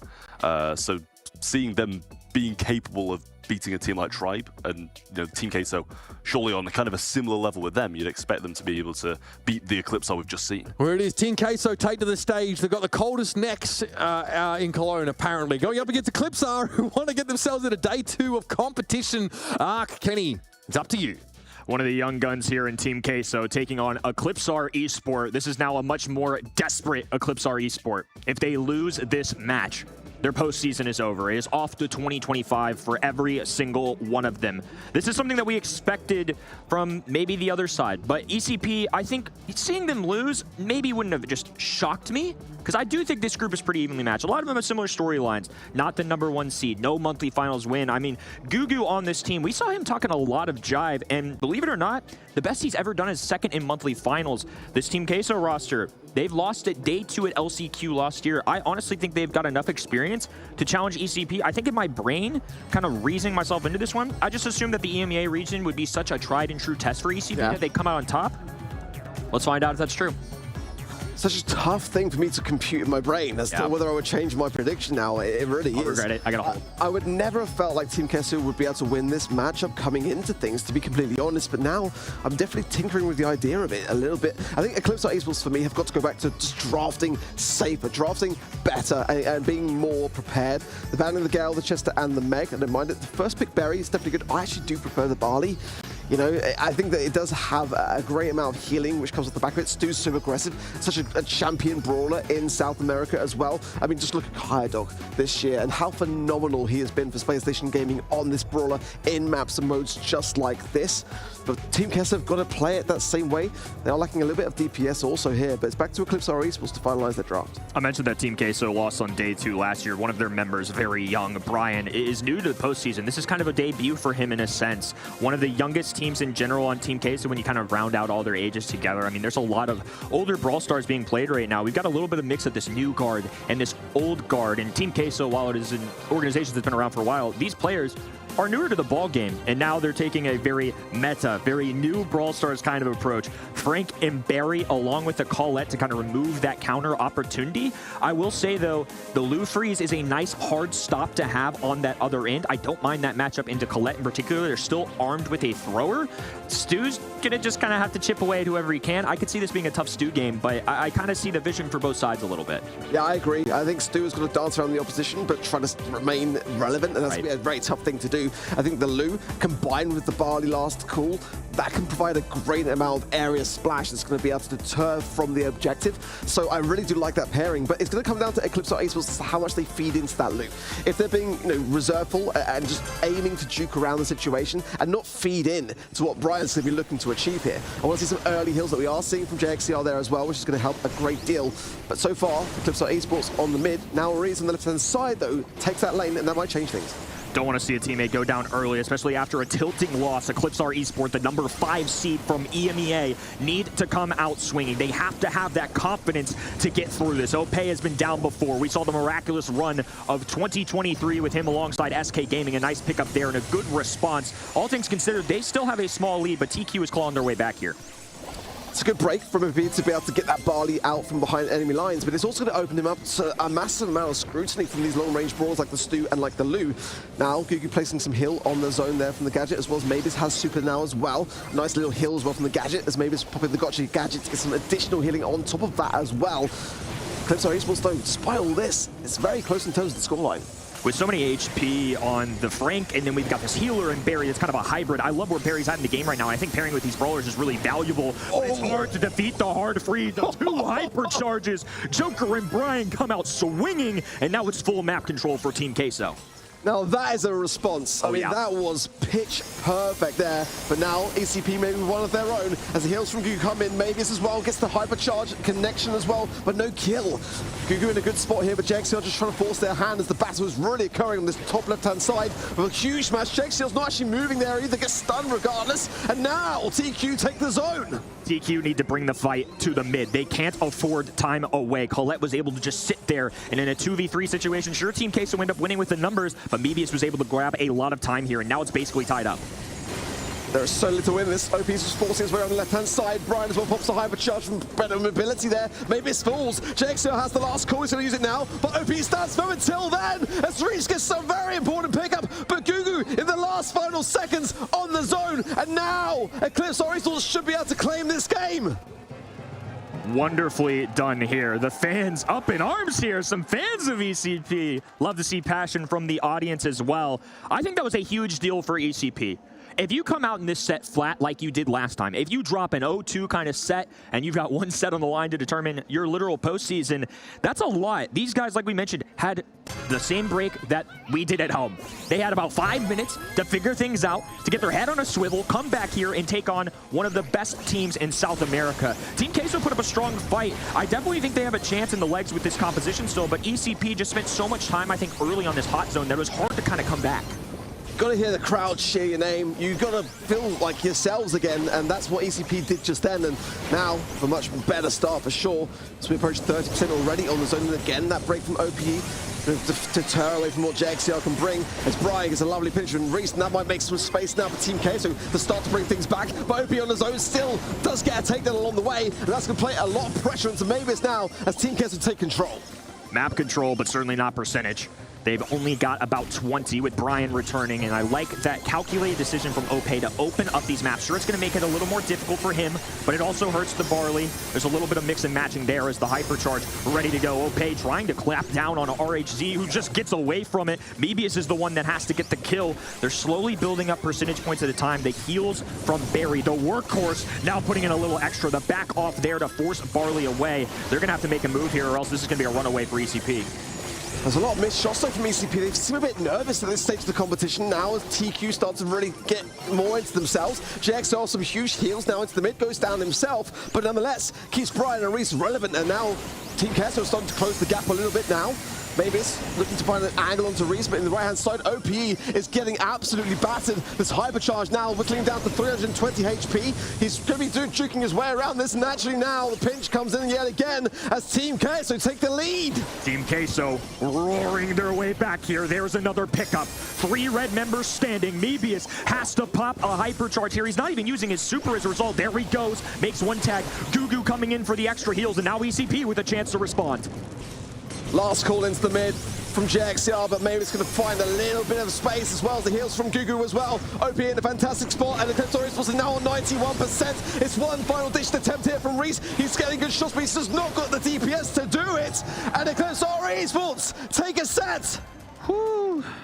I'm holding my breath if I'm ECP there. Team Queso putting up a good fight.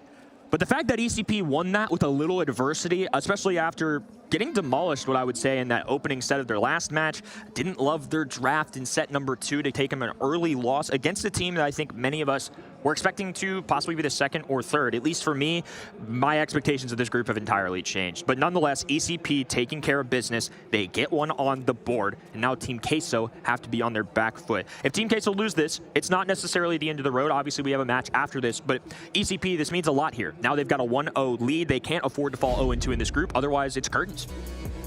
Exactly that, you know, and for me, Eclipse Esports are that momentum team. They didn't have any momentum in their last matchup versus BC Gaming, but getting that first set, even just the first game, I think that first game was so crucially important. You know, just displaying to them that they can come back in a really tight scenario and come back on top, secure that set. This is where they want to be, and they can, in my opinion, thrive now off the back of this. Team Queso, though, with a chance to respond, and the question is, will they? Look at Gugu there. I love that. We need to see more of this from ECP. Get the crowd behind them. And once they've got that, it can really just go into their thumbs.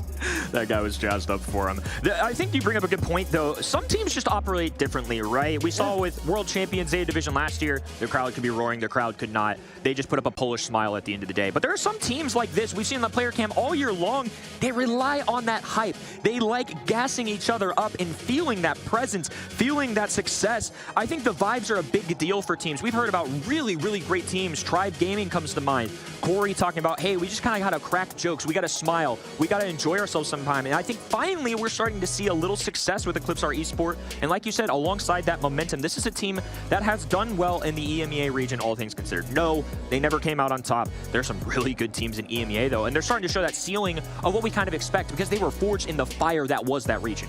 That's probably the highest DPS I've ever seen on the Stoop. Gotta be. 533? That's ridiculous. I was too busy blabbing. I didn't even notice. Oh my God. Absolutely ridiculous. But again, it's about the objective. And the DPS was lacking on the side of Team K. So I really love that Barley pick. I love the Stu. I love the comp in general. But for me, the Stu is going to be in a tough matchup. And we mentioned that coming in, right? It was always going to be a tough thing. Had they maybe just got that other brawler, maybe swapped out for something else, it might have gone their way even. And the question is now, being behind, can Team Kesso turn this one around? Because it's a very tough spot. Eclipse our Esport, as you can see, they're just springing to life now. They're starting to realize that it's still within their grasp and control to be in charge of their own destiny. On the side of Team Kesso, this is their first match of the day.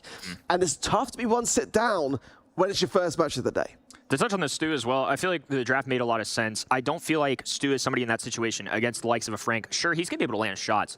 Frank has 15,000 some odd HP. Stu is not going to be able to clear him with 1, 2, maybe 3 full magazines of ammo. I feel like he did the damage. It was really hard to kind of secure those kills unless it was onto the squishier brawlers too. So I think Team Queso brought a lot of good stuff. That's a lot of nitpicking. That's a lot of hindsight. But in the moment, I think we could both say that we liked their draft. The gameplay was really solid. I mean, they were only a few percentage points away from really coming back in either of those and even had a lead at some points too. Crowd getting ready to go as well. Like to see all the young fans out here getting ready for what is going to be a good set to here. But I think for ECP, seeing them with the momentum, both these teams are relatively young as well. We haven't touched on that, but obviously Ope has that Worlds experience. He's seen the tippy top of gameplay. He's been right there. I'm sure he is hungry for success. I know this other side of Team Queso, they were one step away from making it to Worlds last year. It came down to that final match on day number 2. They know what that feels like. They're going to want to try and make a comeback here, give themselves a little bit of a safety net. And I think grabbing that Rico first overall pick, assuming wall break doesn't get in the mix, that's got to be one of the better picks you can have on this map. I do like it, but it is quite vulnerable to a lot of things that could be coming up next from Eclipsar Esport. The Gale, the Clancy, and the Frank banned out by Eclipsar. The Surge is a really nice ban. I think quite an underrated one, actually. We didn't see enough Surge bans, in my opinion. Larry and Laurie and the Clancy also. But yeah, for me, Rico's always going to be solid here, but it can get overrun. You know, big tanky comps coming in. Meg is a great addition to the Eclipsar Esport roster here coming in. And, you know, I want to bring up as well, whilst the drops coming in, I mean, maybe it's last year. Like, going back to the LCQ last year, like, he missed out on that opportunity to go to the World Finals. This, for him, is his redemption arc, potentially. I think that's what we've kind of talked about with this Group C. I feel like when you look at the team names, people are like, they're a 3 seed from X region, a 5 seed from X region, a 4 seed from X region. These guys all have so many parallels, so much to prove. This is the pinnacle of the sport. They're going for glory. They want to make a world final. Some of them have yet to taste that. Some of them have been so close. They're trying to follow up on a dream. They've been working hard for it all year, and it all comes down to this. I think pairing that with a Buster, you go with this tanky brawler, but I think a big key here is that he can reflect the projectiles of Rico. They've got 2 brawlers that can handle this situation pretty well, and I think for Team K, someone kind of analyzing the bans a little bit, you see the Surge, and you see a thrower in Larry and Laurie. I think that's intentional. I think Rico was definitely at the top of their list, assuming it wasn't banned on the other end. Another Rosa selection here on center stage, though. We haven't seen Rosa a lot this year. It's really starting to show up now. Whenever I see Surge banned, I'm thinking they're bringing tanks. You know, that's kind of where my brain goes. And I mean, it's a risky thing to have ultimately because Eclipse Oracles have that final pick. And already, you know, we've seen some good success rates with it on this map. I don't mind it at all. But I always just feel like there's that ability to really hard counter when you've got that 3rd and final pick. Team KSO don't seem that bothered by it for now. I'm curious to see what they're going to be pairing with this Rosa, in all honesty. Maybe a tank counter wouldn't be the worst of ideas to take it from the hands. And that's a great idea. Yeah, I think so too. I think that was the play. But there's still many a counter to Rosa here that Eclipse Esports can pick up if they even want to. They might just decide to go on the aggressive.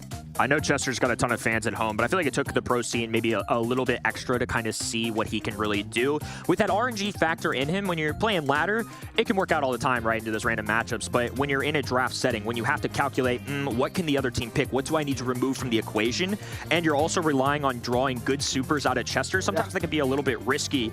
On the other end, oh, it wouldn't be the postseason without her. I mean, last year we saw her at Sun, but Shelly into Rosa, it's a tale as old as time. It's the hardest of hard counters at times as well.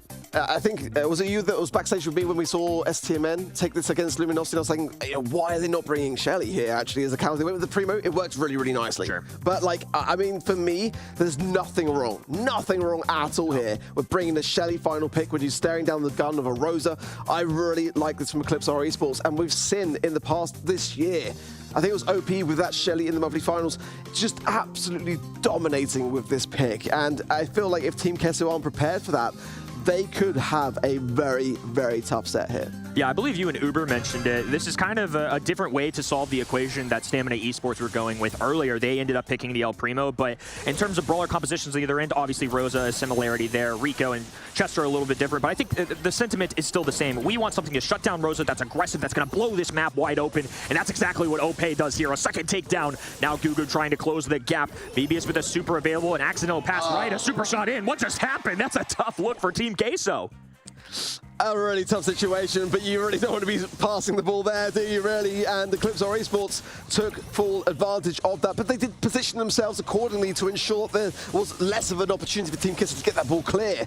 But that's a very early start. And now ACP can just kind of take their time with this. They can go on the aggressive if they choose to, but now the map's opened up by OPE. JXCL's not going to really be able to do much at all if OP stays on him.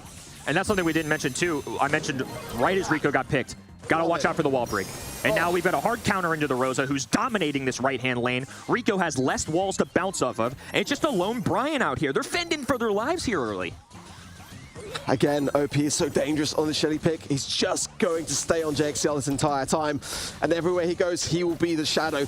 Reese has got the hypercharge, and we know how effective that can be with this Rico pick. But Team Kesso are on the back lines here. Hypercharge popped from both JXCL and the Rico there, but not going to find the most amount of value from it. Maybe this is there, getting some good swipes in. Gugu's healing up along the way, and this ball is going to trickle in. Eclipse Esports now on match point. This group's getting spicy. If we see ECP win that, keep in mind, if we get to a scenario where things turn out to be 1-1s across the board, tiebreakers come into play, sets one come into play, every single game matters, especially in a group stage. We saw that the World Finals didn't quite come into the mix, but this might be our real opportunity here. If ECP win this match number 3 becomes even more insane. The stakes are growing higher and higher. Team Queso have to find a way to turn this around. A much better start from Kiss. If that's a very important takedown from Maybe It's there, it really is. He might be able to take the ball and run with this. Reese has the super though. He's using it down the map there as well, but it's going to be leaving things wide open. A bit of a miss, to be honest, there from Team Queso. Another blown coverage, and it's going to lead to a scoring opportunity for ECP. Supers available for the other end. A little blow up. Brian getting a good draw from the Mad Hatter, and now being pulled in. Joker can't do a thing about it.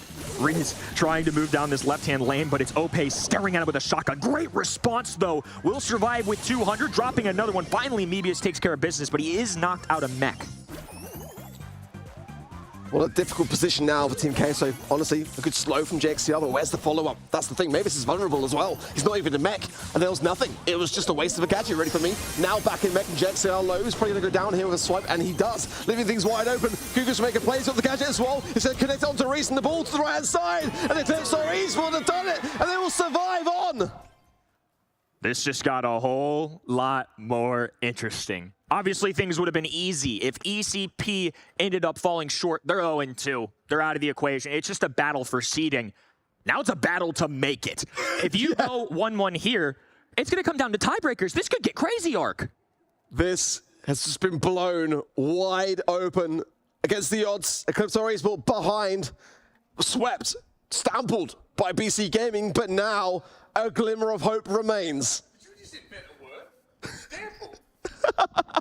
Yeah. It's like stomped and trampled and yeah, I like that. It. Stampled.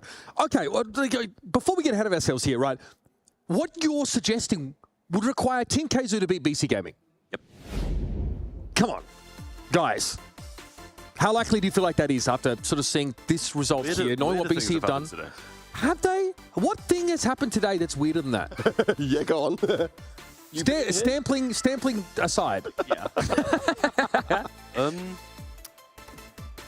It's a wild group. Yeah, homie ain't cooking. Perhaps computing. Homie ain't cooking. Restart him. Yeah, somebody down there. Somebody needs to turn on the PC again. Turn him off and back on again. Yeah, no, I think something weird has happened, but People just I can't name it. This is what happens when people just let you say things and don't hold you accountable. The one time it happens, you're like,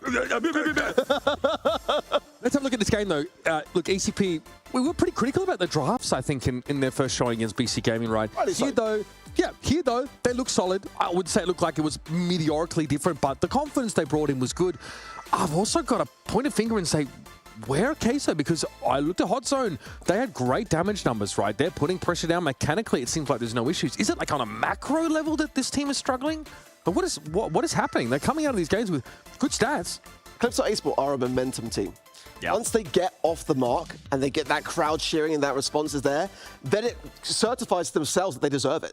And they start to bring themselves into a new realm. Gugu trying to get the crowd going as well. Yeah, exactly. And we saw as well in the Grudge Match documentary when OP's down in the dumps and he's like getting that team back into the mentality that they've got to be in. And I think that goes a long, long way. When you're down, it's not about what how you're feeling at the time. It's like what you do to respond. You got to react to the situation. And that's exactly what they did. MVP here going to be Ope over the course of that series. Spiritual leader for this team, I'd like to think. And I think Eclipsar have been able to avert a pretty dangerous situation here. Come out not only to win this game, that's one thing, but to do it in such a style. They firmly cement themselves, I think, as like the #2 seed out of this group after what we saw from BC Gaming. And we'd have to see a Team Queso who have looked honestly scared stiff out there, like really struggling to sort of put it together, struggling to give a count of themselves. They might be facing the most rapid exit from this LCQ of any team. Yeah, it's not looking good for KSR, I will say, but Eclipse, I'm quite glad they bounced back because they definitely do deserve with their recent performances. I think if you take the previous game just out of your minds, with their recent performances in the BSC, getting top 2 in the monthly finals, in other third-party tournaments as well, they do deserve to be going to day 2 of the LCQ. So I'm glad that they've managed to get this win on the board. And as you say, they're a hugely momentum team. Now that they've bounced back, they'll be feeling good about I won't say about day 2 yet because they haven't made it yet. Nobody has. If they do, then they'll be feeling good. Because you got the key for that, right? I do have the key. You're going to unlock that box after our next game. We're going to be looking at our golden ticket matchups. I think we need to wait for the culmination of the other Group D, right? Group D. But this is Group C as it stands. BC Gaming came out of the gates with an incredibly dominant showing over Eclipsar Esports. Really, from start to finish, the draft, the game itself was fantastic. Group D has now seen Foot Esports solidify their spot coming out. We probably expected that. Still VN Esporting on the B stream, give them a decent go. Like they were able to score a goal there on Brawl Ball, looked all right. But that means that Tribe need to overcome that, that third seed from China here to sort of get out of there. It's doable. The team is, as we've all concluded, they're not washed. But again, it wasn't the start they were looking for. But we're looking very closely now at this bottom seed out of the South American region. What do Queso have up their sleeves here? Because I don't know if they've been able to show us enough to give us any level of faith in their matchup against the BC Gaming, who look terrifying. My prediction was with BC Gaming in this matchup before any of this has happened, and it still remains to be the same. Yep. I think the Team Queso is a really tough ask, but they can do it. It's going to require a great deal of pep talks, of going through their prep and their drafts. And it's not about being reactive to what that's being drafted. It's about having the strategy going in. And whether they've been as well prepared on that front, I'm not too convinced yet. We're looking at the macro strategy here because as clear as individuals, Queso can play the game pretty darn well. We saw the stats. They look good. We have 2 brawlers over 500 DPS after that first Hot Zone game. They've got what it takes. Can they put it together? We're going to go to a break. When we come back, our last match of the day over on the A stream, it's going to be Team Queso fighting for survival against this group against BC Gaming. Group C culminates after this.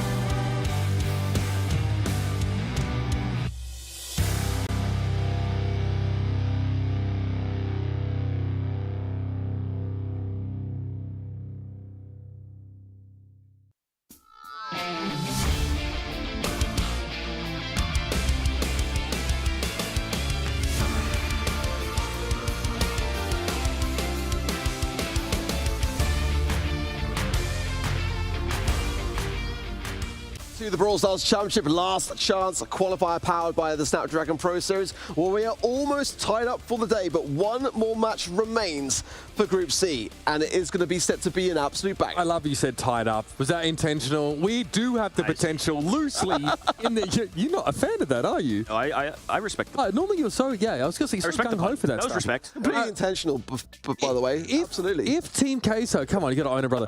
If they beat BC Gaming, that is a big if. That if is doing like Olympia level lifting here. We would have a three-way tie in this group that would have to be decided by some black magic. I don't really know. I don't ask things. I wasn't there when the deep magic was written. You know what I mean? I just let it get it told to me. But that would mean Team Queso need to be above and beyond what we just saw from them on stage. It's going to be a tough ask. I don't think that, to be honest, Team Queso will, but I want them to. You know, I want them to dig deep, and I want them to really shine on the stage and provide an upset. That's what makes the LCQ so great. But again, Team Queso have got to really nurture the crowd, like we saw with Eclipse Esports. They've got to get everyone on their side and really bring more enthusiasm to the gameplay. It looked a little bit static for me, a little bit lacking and a bit lackluster in the draft side of things. But again, this is their big opportunity. It's now or never for them, and they've got to bring the fight. I mean, Team Queso, they didn't look too good. To put it nicely, they didn't look too good. But I will say, I'm not counting them out. They're down, they're not out. BC Gaming looked incredible on the other side of it. That's the thing. So it's going to be very difficult for Team Queso. But you know, we've been watching them all season long in the South America region, and they're consistently there. You know, they're consistently fine. So I'm just hoping they can kind of get back to that level and maybe catch BC Gaming on a bit of a downswing after all their celebrations and stuff. Maybe some slight overconfidence, which I wouldn't expect from especially an East Asian side. So I doubt Team Queso are going to be able to do it, but I also kind of hope maybe they will. Coming off the stage, also cooling down a bit can be a little bit tough for some teams to come back from. I think you'd rather be Eclipse and play back-to-back games, warm up on the stage, get used to it. So that's a minor thing. I had Team Queso predicted. Yeah, don't worry about it, honestly. Everything is made up and the points don't matter on this show. It's all good. One thing I will say, though, is that when you look back at ECP versus BC Gaming, Eclipse Esports lost more convincingly so than I think Team Queso lost to ECP. So, okay, very different squads, but a transitive property, big fan of that one. But if if Team Queso can take that same approach and use this downtime to really collect themselves, there is the possibility of just wiping the slate clean. I hate my prediction. I hate holding the line. So much. I'm holding the line. Faith we had at the start of the day. Yeah, I thought more. Maybe we'd see more from Team Queso. I hate that prediction now. I would definitely change it if I could. I mean, is that me just the only person on the desk siding with BC Gaming? Yeah, I mean, yes. I think I need a crown here, Trav. Where have you hidden it these days? They haven't won yet. You guys have had it in mind. Well, I'm just saying. I mean, there's a thorn bush out there if you want to prediction Jesus. We'll work out. I think we can do that. I'm looking forward to seeing for Esports tomorrow, by the way. Just putting that one out. Any particular reason for that? Probably because I was the only person that thought that okay, gotcha. Gaming. But thanks for that's besides the point. BC Gaming is where we're currently at with Team KSO. So, but you know, for BC Gaming, they've thrived today. They've really impressed me.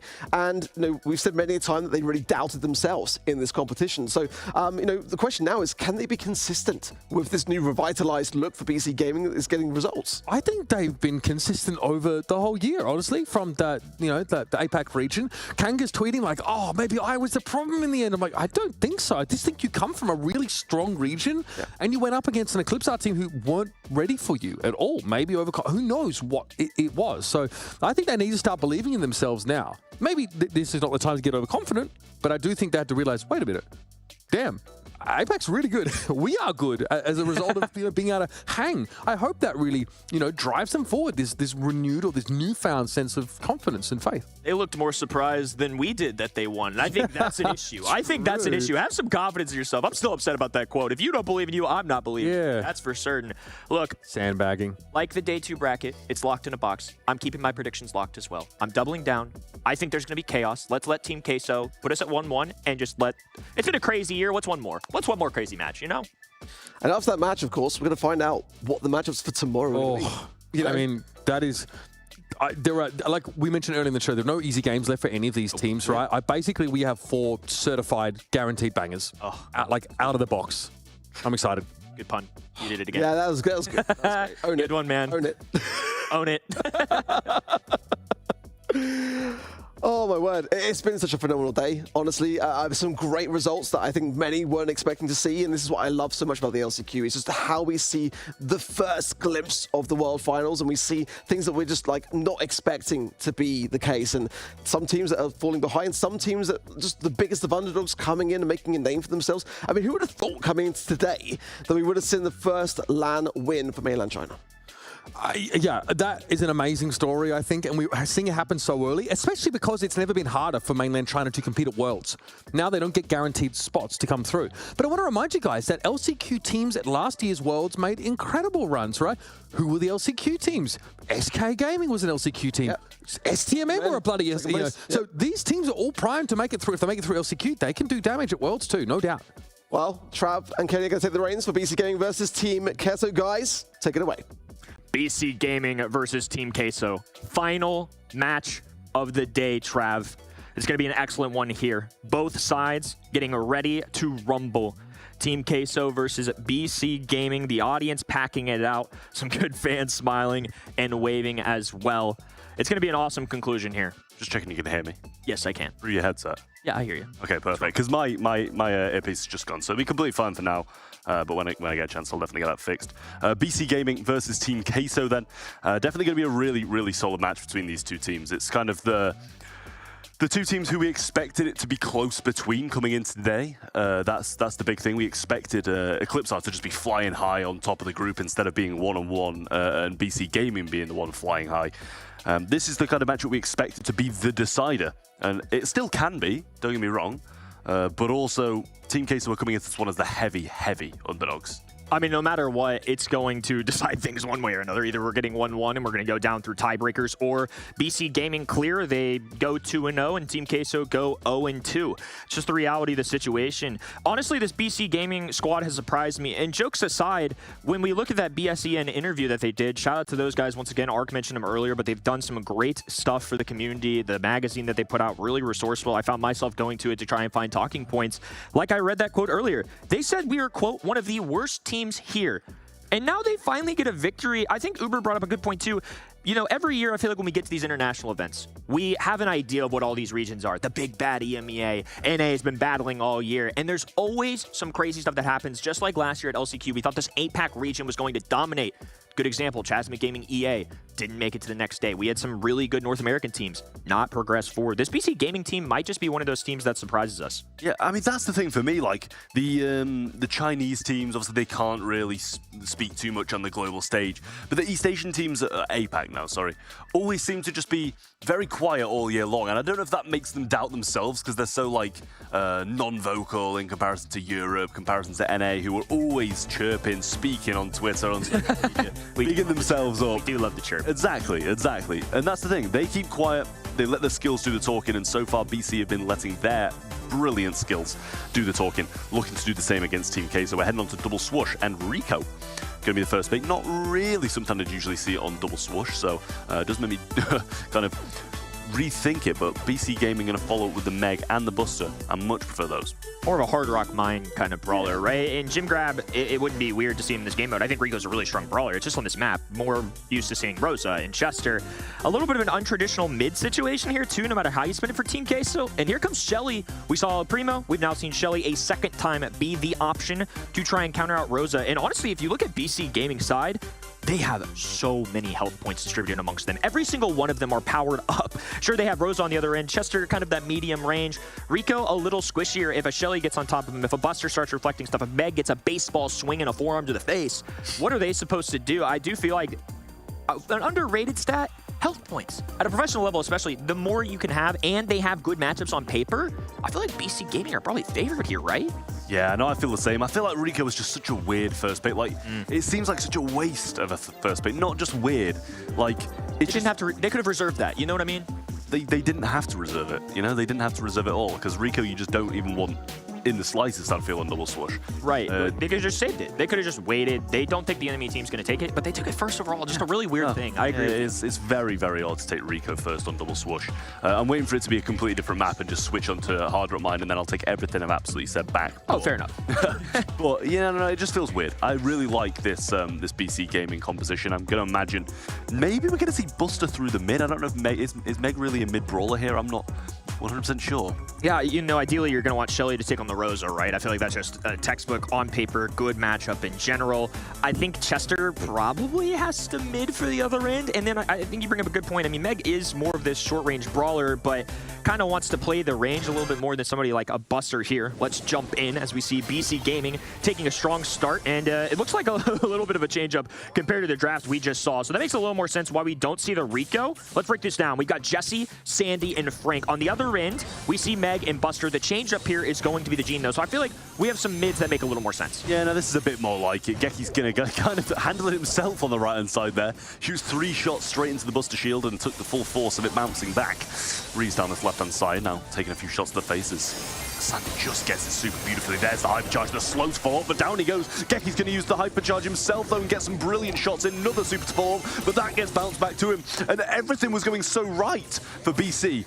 And now it's just gone so wrong. What a reversal! Frank just pummeling his way down the map, and then you just throw up a little shield, hits himself in the face, and he looks super goofy. A missed pull there. That would have been a coffin for them. It would have been Team Queso running away with this one, but now they can kind of stuff Geki back a little bit. Can't use that super anymore, and Buster going to be a pretty good matchup, all things considered, now that Frank's at this HP level. Yeah, just got to try keep him low and pepper him down at that range. You know, being within that range, we can get in, get out kind of thing. There's a beautiful slow again, but sadly the Sandy's just not able to do anything once more. But the bounce back shots from the Buster just keep the gems within reach. And one more spawns on the Team Queso side to start the count, but here comes Geki with the hypercharge. Brian with a nice bounce back, but I don't know what he's expected to do here. Needs the pull at the last second, perfectly timed. Gets a swipe, 6 to go, super going down. The reflection goes through. Jesse Turret cornering them here. Everybody wipes. Brian just there to pick up the remains, and it's going to be another countdown, but TQ are up against the wall. I'm just so confused why they didn't just get 1 gem out there. That seemed like it was going to be pretty easy to do, just get a singular gem against that Gene, retreat behind the Jesse turret and survive. But chose to not really take that aggressive route. Not sure if a gem's going to be spawning in time here, but Reese is covering the spawner anyway. Oh, just comes in, and that 1 gem just stops the count for Team Queso, and now BC Gaming back in a good position, but they need to be wary of that Gene pull. There's going to be a photo finish. 1 gem spawning on the side of BC, meaning the next one's over there. Brian with a missed pull. This is bad news for the red roster. Geki swiping away, super from Joker to counter here. Riz going to move down this right-hand side. Low HP for Brian. They need to pick up a gem in quickly, but they need 1 more. 6 seconds on the clock. Down goes all the gems. A teammate being knocked out of mech, and they get to 12 just in the nick of time. Not that it matters, because it's still going on. The countdown does still go for BC Gaming as all of the gems from Team Queso fall to the floor. And now that they have 25 in hand, this is going to have to be a huge, huge reset from Team Queso. And only 4 seconds on the clock's not going to allow them to do it. What a long first game we've just seen, so back and forward. But BC start out on top. It's a marathon to kick us off here for game number 1. Very interesting one. I know we had some doubts about Team Queso coming into this one just after the performance we just saw, and especially considering that BC were so convincing against ECP, somebody we regarded to be very strong in this group. I think that's a good fight. Obviously, you need to get some on the board. At the end of the day, if you're not winning games, what difference does it make? But I do think that they're certainly contesting this one. I think dealing with the Buster, it was really good of him to match up against this Frank to get all those reflections. They just got to keep that energy up, and I think they maybe can break away. Yeah, Reese just holding this Brian side nicely against Geki down here, just holding him at max range, slowly coming in now. Swing comes off, but that's not really going to make that much of a difference. Geki couldn't quite get that last killing blow, or the blow to take him out of that mech through. And now JXCR on the left-hand side, just backing him up, actually still shoots into it. Seems a little bit weird for me that the BC continue to do this. It's just constant fire into the shield. I think it's going to be really difficult for TQ to kind of hold positioning here. They've got Frank stomping his way down the side. Now we get a little sneakiness coming in from Sandy. Brian falls. RHC finally back into a mech, but without that, he was just a pea shooter with that pistol. There was no way to defend here. Now they're 8 gyms with complete mid control, a turret on the ground. TQ looking shambles right now. I mean, the Sandy Super's there as well, and not a bad cycle down the left-hand side coming in. Geki Super once more, and yet again, shielded out by JXCR. Really well played from him in this barrier, but it just doesn't seem like they're able to get too much done. Only 3 gems, and there's another Sandy Super. Does get hit pretty hard, though, by that Genu, probably running vision gear, considering how many bushes there are. But he evades some shots nicely, and they're back in control, but this Gene Pulse still looming over Brian's head. BC Gaming went real quiet. They're hiding in the grass. They found Frank. They made a few tags there. A little extra range with the pistol going down. A hypercharge. That's not the guy you want to pull. Good disruption there, knowing he was using the other gadget, but now it's taking 2 brawlers to deal with him. Oh, the gym spilled out. A little stun coming in from the hypercharge as well, and BC Gaming can run away with it. This mech still back in spawn though, and because Megu's so low, it does pose a bit of a threat. But in the end, he does go down as Geki comes back out of spawn, and yet another Sandy Super coming down. Just endless supers from the side of BC Gaming. And they managed to take the first set here, trying to put the nail in Team Queso's coffin.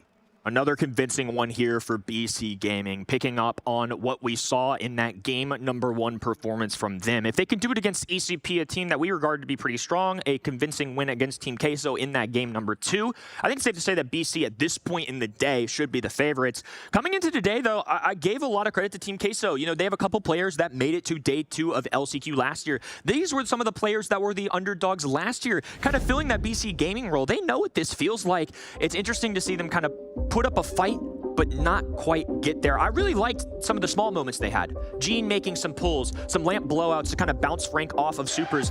But Frank is a menace, man.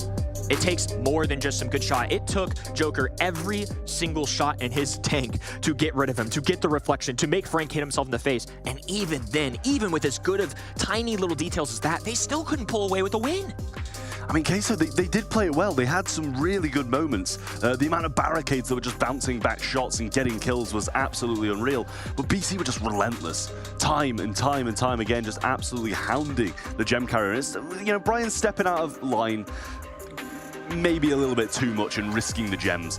Reese tries to, you know, recover them, but that's just never going to go to plan when there's 3 people surrounding you. And just endless Sandy Supers is not going to be looking good for Team Queso. I think especially in game 2, there were several moments where Sandy just clutched up. We saw those 2 supers at the end, and also remember too that Sandy was the one that got a bunch of tags onto Brian there to make them spill all their gyms, force them away, and they were just left with Meg not in the mech. There's no way that Meg's going to contest with 3 brawlers, especially the likes of the high HP of Frank with just a little pistol. You can see it in the kill categories and the DPS as well. Evenly split, 300 for everybody. But yeah, I mean, you see the other end. You know the stats are good. That game 1 was a thriller, but 330 from Meg, good set. 211 for a Gene, I would argue, is a really good set too. And even 422 on a Buster. They were putting in work. Again, sometimes it's just the game mode though, and left side played it better. I mean, 349 from Jesse's kind of crazy. Yeah, insane. I expect your mid to not be getting kills, not getting too much DPS, just playing it safe, playing it reserved, playing it slow. Well, Megu clearly did not want to stick by kind of the norm of gem grab mid playing, and he wanted those kills and he wanted that DPS, and you know, you got to respect him for it because he did a great job, and that's what I mean. Great team play out of them. 6 kills each, pretty similar DPS across the board as well. It's just all round great team play. Now we're down to the final life for Team Queso. This is a group stage. If everything goes 1-1 across the board, we're going to get some crazy tiebreakers. But if BC Gaming take care of business here, they will be advancing not only to day 2, as the #1 seed from this group, something that I certainly didn't expect. Before the day started, I had them as the 3rd. They weren't confident to me. It's a team that said, hey, we got kind of lucky throughout the year.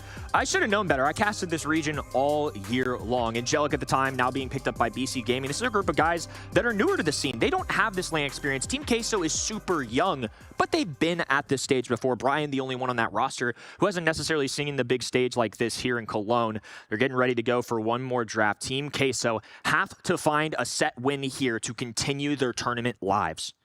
And BC seemed to be running away with it. That's the issue. They looked pretty convincing in that first one. Team Queso had their moments, but BC Gaming just seemed on top of what was going on. Whenever it happened, sometimes they were even providing some shots back on themselves with that Buster Shield, but we're heading on to Shooting Star in Bounty. A bit more technical, a bit more sharpshooter. We did see it played earlier in quite a different fashion with the Max, the Gene, and the Carl, going back to those 2021 days, but this time it's different. We're starting things off with Angelo, with BC Gaming, the Mandy, the Nanny, forgetting brawler names, and the Tick bans. Actually, maybe we're not. We're going to see the exact same. Max coming through for Team Queso, but Gene is going to be banned out. 8-bit's going to be banned out. They're going to select the Byron and also Piper to round things off in the bans. A lot of sharpshooters off the board. I don't mind the Angelo pick at all, especially considering that you no longer have Mandy, Nani, or Piper in your pool of brawlers. Seeing 8-bit banned is kind of an interesting one here, too. I think Angelo, a little bit of an unsung hero in this current meta. I know he got nerfed to the ground a little bit compared to where he was, but he's still really darn good. Team Queso going for a very different approach. They don't grab the likes of a Bell or a Thrower or anything like that. They're going to go for 2 support brawlers. Max, who can do really well into the single shot brawlers. There's one of the remaining sharpshooters that I just mentioned too. Byron, going to be a good support character, can do a mix of the damage plus the healing. I feel like Byron and Max are very solidified in this meta right now. Honestly, Bell and Angelo, I feel like we see less than the other 2 there. Yeah, I mean, I feel the same way. Like, Max and Byron just show their faces so much. I feel like the Max without the Gene, it does kind of bring it down a little bit, though, just being able to have those guaranteed heals around you within that zone. It slightly dampens the usefulness of Max. But Larry and Laurie coming out, we've seen this through the APAC region a lot. Larry and Laurie just seem to be played so much. And playing him in mid here, going to be pretty decent. Have that mid on lock. Waiting for that Max to come aggressive and then kind of just backing off using that Laurie to keep yourself alive rather than on the attack. Team Queso with a lot to think about here in the next 15 seconds. They need a brawler to put their faith in to continue their tournament lives. Larry Laurie going to be a great thrower here. Angelo for the long distance, one of the better sharpshooters in the game. Bell, jack of all trades in this game. The nest eggs. I doubt they elect for something like the bounce shot or the reverse polarity or anything like that. But the marker, a huge deal. On the other end, when they zig, they're zagging. Max, not a sharpshooter. Byron, kind of a support brawler in between a little bit, and then they're just going to get up in the face, go for that blue star immediately, and back off. That's where Carl comes in. I mean, this is a very South American comp for sure. Case over, and it's like about as South American as you can get without using Mr. P. I don't think Mr. P is going to be coming down these days, so I quite like the composition they've got.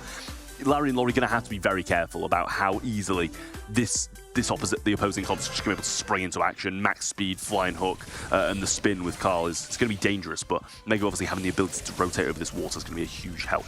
Carl activating the flying hook right as we jump into the game here. That's one of the benefits of picking him. He can be a little more aggressive into the throwers, I would say. If he has a tail spin, especially with the shield star power, he can absorb a lot of damage while also going for some finishing blows. Needs to back up here and quickly, though, and unfortunately he's going to go down. It's a trade on the other end. That's a big-time pickup there from Max, who might get out of here alive with another one. Phase shift might just keep him in it. Geki not going to be able to secure it, and Bell can't find the shot either. Unreal from Reese in that bottom right-hand side corner. Geki going to have to make up for the mistakes of not getting that kill along with the rest of his team. Pin him in this corner, and still nothing. Phase shift, time to perfection, and the lead remains with Queso. Reese coming alive when it matters most. This Max gameplay is unbelievable. He's going toe-to-toe with Bell on the other end, who is a sharpshooter, but it's kind of a debate we've had for a long time. Max or sharpshooter? Right now, it's Max. Yeah, the nest egg plays down and just not able to get it done. This right-hand side is being dominated by the Max, and eventually going to go down, evens out the stars. But the blue star is with Team Queso and they remain in the lead. They might want to keep this aggression going forwards, or they might just play, as we saw earlier, in a very defensive locked position. Heroic effort from Max, who now is going to activate some super speed. Taking a lot of hits right now, though. They need to tag team this a little bit. The Bell damage amplifier does some work, but because Bell got that first kill, more stars for the other end. Now TQ are going to have a 1-star lead. And a 25-second buffer as well. need to start going aggressive for the side of BC Gaming. Shots coming through. Geki with 4 stars over his head. Doesn't really want to risk his life too much. Might kind of lean on his teammates to be able to get these kills and take the over-aggression. And they do get it on JXCR. Big kill coming in, and that's going to be 2-star lead now, all backing off. Hypercharge used by the Max, but 2 nest eggs lay on the right-hand side. 1 tripped.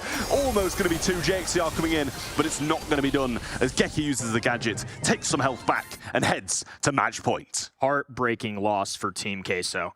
That was such a good fight, such a good performance from Max. Still not enough. They gotta close out in those last 15 seconds. When that kill came through and they were down stars, they did not have the positioning to return. They had 2 brawlers who could not get across the map quickly. It's really difficult for them, I think, to overtake. Really bad positioning for them, and now it's not gonna pay off. Team Queso looking to game number 2. They're facing a match point. BC Gaming, 1 away from being the #1 seed from this group going into day 2. Yeah, brilliant stuff from BC Gaming. Team Queso can't really do too much. They played that one really well. Like, Reese on the right-hand side was doing absolutely incredible, but it just couldn't last. Eventually, he was going to go down, and go down he did. And BC Gaming took advantage of just that. So only 1 game needed, and Blue Star somehow not being collected by Team Queso. I was about to comment on that too. Really interesting approach. They didn't get to the blue star first, and with the flying hook gadget, you're kind of guaranteed that. Maybe they didn't like the positioning they put in themselves last time. Megu, though, going to trickle down. Not the only brawler with the poison capabilities here. Skeki's going to fall weak as well. Team Queso with a strong positioning now, only a 1-star lead. They want that blue star ideally, but this will work for now. Yeah, phase shift into the speed. JXCR is going to bounce into action. Megu so low. JXCR gets traded out. Reese might go down too, but yet another phase shifter. Time to perfection gets him out, and Team Queso remain in the lead by just that singular star. Reese having himself a set here. He needs to hold on for at least 1 more game. Ideally 2. 1 minute on the clock to go. Long-range sharpshooter affair on the left-hand side, while Larry stays hunkered down behind these indestructible walls, and they're just going to let Reese keep working this right-hand side, doing a great job at dueling against Angela, who's switched over. Sagyoki over the left-hand side, just playing it slow, waiting for these nest eggs to be tripped, and having them there as a defensive measure. If they do get these kills and get the lead, it's going to be a huge, huge thing down the left-hand side. Brian so low, holds off on the splash, and JXCR so aggressive. Oh, I was so confused why he did that, but the splash just about keeps him alive. That was such a weird play. Now the hypercharge comes in from Reese. Defensive measures all used. Geki being pushed down. JXCR so low again. And a gadget to push him up. And Reese caught out of position once more. They're over-aggressive for no reason. And with 15 seconds to go, they have to fight for their tournament lives. 1-star lead, 10 on the clock. They pile up another. Geki falling low here, 120 HP. And with 5 to go, not enough space to get to the other side. It was a close call, but Team Queso held on for dear life, and now it'll be a double match point here for BC Gaming. I mean, some really good, recovery from Team Queso after we saw the Max go so aggressive down that right-hand side and put himself in just a position where he almost cost the game himself. So huge props to Team Queso for being able to bring that one back and still win that game, keep themselves alive. And now only 1 game away from heading to this 3rd and final set. But BC Gaming still remain in this match point position. If they win this, they take top of the group, no questions asked. Another instance, they didn't grab that blue star. He was right there and just couldn't grab it, unfortunately. And now as a result, it's going to be Geki once again starting things off with the blue star on his side. I think if you were the side of BC Gaming, you don't really mind Larry and Lori being the ones that carry that blue star either. They're not going to be up in the face of the enemy. They're likely going to be the least aggressive here. I mean, all of them are sharpshooters. It's probably fine regardless of how you spin it. As a result, they kind of backed up a little bit, taking a little bit more of a turtling stance. They don't need to get aggressive. They have the lead, and oftentimes in Pro Brawl Stars gameplay, that's exactly what you're going to see. Great taps from Megu. 1 onto the Max, 1 onto the Carl, almost another one as well, and he continued to burn down for a good amount of time there. A gadget being used by Brian, shooting 3 heals towards JXCR to get him back in the mix and allow them to defend this push once again. But they don't need to push that aggressively, because this time, BC have that 1-star lead. I like the pace that BC Gaming are coming into this. They know they don't have to overdo it. I think that was one thing that you mentioned about TQ, that sometimes in these games, we've seen them in Bounty be a little too aggressive. Just gotta put your foot on the gas pedal, but it's gotta be at the appropriate time. This is a game of momentum swings, and once again, the backpack on the right-hand side. Reese going to town right now. There's one, looking for a second phase shift. Not this time. A non-heroic effort, though. 3-2. BC Gaming still lead. They need to run away, too. They're gonna have to regroup if they want a chance. Geki just holding this right-hand side down against that Max. You kind of expect the thrower to be in the mid, and that's where he's going to rotate to now, allow Sagiyoki to go down this right-hand side and just face off against that Max who's been evading him so well. JXCR comes in, so low, does fall, but traded out and actually extends the lead by 2. Making it a 3-star lead, meaning they've got to get 2 of these right-hand side. They get one of them and bring it within 1 now. Brian goes for the splash. Mega evades that nicely. 10 seconds on the clock, and Queso need a kill. Fighting for their tournament lives. The speed coming through. Joker Klein to close out. RHC diving in for yet another one. Hypercharge grabs the kill. He's surviving, dodging left and right. Unbelievable. Team on his back. Team Queso take us to 3. How has he stayed alive? How has he stayed alive? That is absolutely ridiculous. The Max putting the entire team on his back. Team Queso stay alive in the most crucial of moments. A tile away from being sent home, seconds away from being put in their grave. And Team Queso hold on. Let there be chaos. That's what I'm saying. It's 2024 and Brawl Stars wouldn't have it any other way. Reese, an unbelievable set. Sure, at times we saw him get maybe a little aggressive. Nearly cost his team a set. But you know what he did? He also clutched up at the very end when it mattered most. Look at the jukes on this right-hand side. Little freeze frame moment there. Goes for this, and he goes down finally. Still a 1-star lead. This game number 1 was a close call, but it ultimately went the other way. It was 17-11, but this game 2, this end of game 3, was special from Team Queso. That Max pick, that draft was a really interesting one. No true sharpshooter. We have the Byron in the fold a little bit here, but in this game number 2, a little slower pacing, all the action unfolding in. Sometimes we see that, and then this game number 3, they came out swinging. We talk about these notable performances. The Max from Reese is going to be one of these that I remember. I mean, you can't not remember that. That was an incredible, incredible performance coming out of Reese especially, but Team Queso as well. When Reese went over-aggressive in that second game, his teammates did make up for that play and got the kill back. Kill and damage-wise, Geki really showing his worth. 4 kills, 237 DPS, whereas Saga was getting quite a few of those kills and not as much DPS. Team Queso a bit more well-rounded when it comes to it. Low shots, low damage, but they got the kills when it mattered. Absolutely. I mean, all that matters is the scoreboard at the end of the day, and that's exactly what they came away with.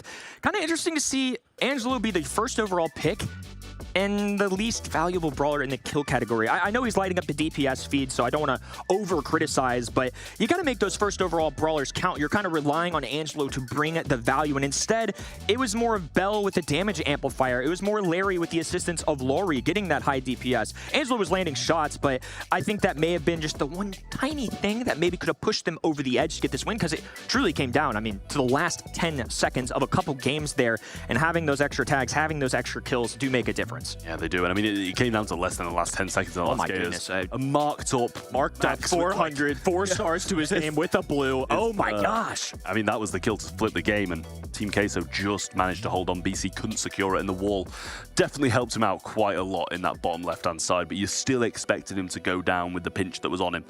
But as always, Team Queso do hold on, and BC Gaming convincingly beat Eclipsar, and Eclipsar beat Team Queso, and now Team Queso, they want to make this a 3-way tie. It's never that simple, chat. All the fans in Cologne, I mean, it had to go down to 3. It's the last match of the day. It's LCQ 2024. It's Team Queso looking for another opportunity to extend their postseason.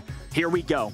Parallel plays, set number 3 in our best of 3. It's going to be the RT selection, which I actually love on this map. I think it's a very underrated option. Meg on the left-hand side, just a powerhouse of a brawler, especially on a mode where you have to hunker down. And it's kind of a hybrid of defensive and offensive gameplay. You're defending your hot zone, you're aggressing onto the enemy side.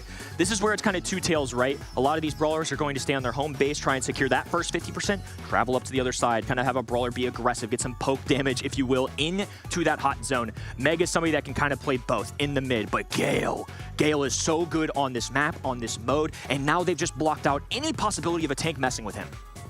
Yeah, I like that Gale pick. It's very, very solid, and I know you will absolutely love seeing that man show up.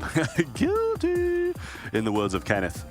And that's a great, great pick, regardless of how much it's liked by my beautiful, beautiful co-caster over there. You've been really nice to me today. Are you feeling okay? Maybe not. Maybe I've just got a bit of Kenny fever. But Team Queso, many people have it. Yeah, no, I can fully fully under.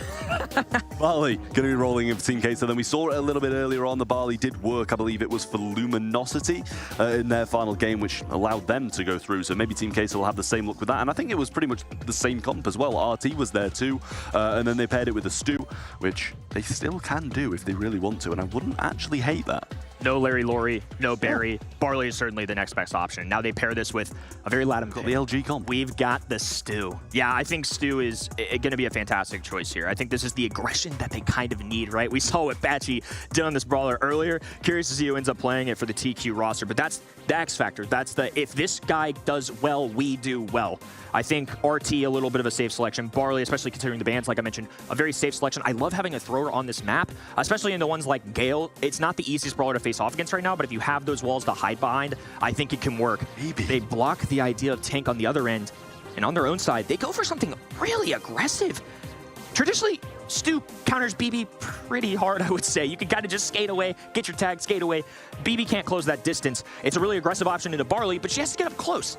RT, if he drops the feet in the static, BB's cooked. This is just we're going for our comfortable aggressive brawler, I think, because I don't really see a rhyme or reason on paper why they would do this. There's better tanks. For sure, and I think better matchups too. This is just, I think this is not great matchups across the board for that BB. BC gonna have to work for this one. Yep. They've put themselves in a dreamlike position, beating Eclipse are the favorites of this group 2-0 to start. And now it kind of seems like they maybe just don't want it as much anymore. Megu going to try and take down those legs. JXR defending that nicely on the right-hand side. Should be able to get the kill, but actually the TP back allows him to stay alive a bit longer. But Megu's still doing a good job, and Barley going very aggressive. Sago just defending with the BB instead of going aggressive. And it seems like a weird choice, but against the RT, doesn't really have much hope.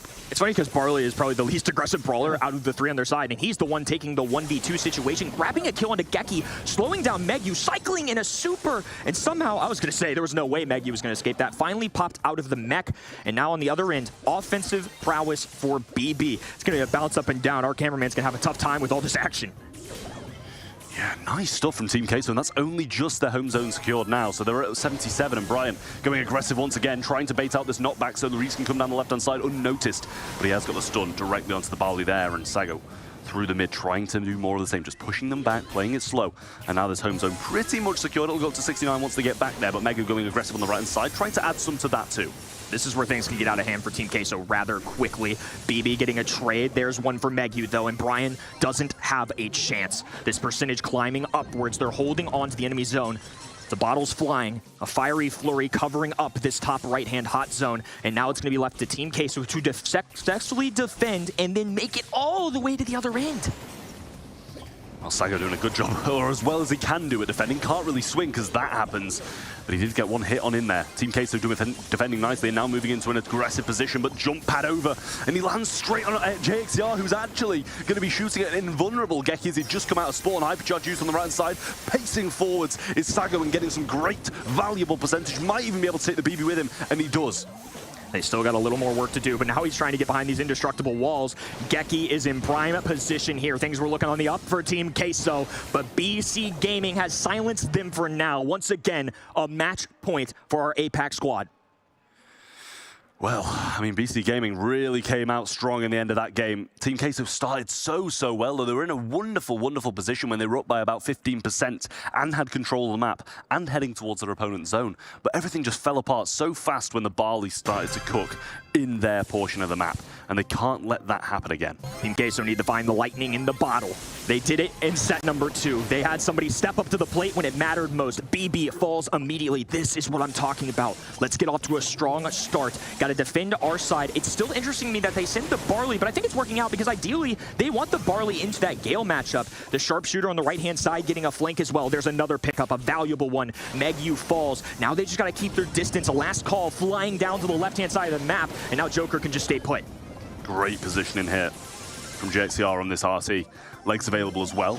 Can maybe just drop him at the feet. Yeah, and as soon as Geki comes in, that's going to happen, but a little knockback. Beautiful stuff there. And a TP back to his legs. Not going to work out too well for him. But Sagoki's going to be rotating around his right-hand side. playing around this wall with the Stu, stopping him from getting his super, and it's working an absolute treat. Nightmare of ring around the rosies for the side of Team K. So this is where BB can be a menace, and it's working out really well. The slowdown there, but now they've got all three members on the other side. Gale looking for a flank here, going to the other end. Barley hugging this wall for dear life and does survive. Now they're going to be able to extend this lead just a little bit, but good news for BC Gaming is they're almost halfway there onto the enemy side. Hope is not lost yet. Yeah, very bold decisions from BC Gaming. And now flying in is the BB. Geki, maybe not playing as aggressive as he was launchpadding in, but it is 65 to 64 now. Still got some of the home zone to get, so they will take this lead a bit further, but Team K in a much more aggressive, better position than BC. TQ have a lot of work. Down 11% here now that BC Gaming have captured their own zone. There's the hypercharge coming in from Gale. A takedown moving up the map now. RHZ in a corner here. He's stunned as well. He can't move a muscle, and it's a full force moving down the right-hand end.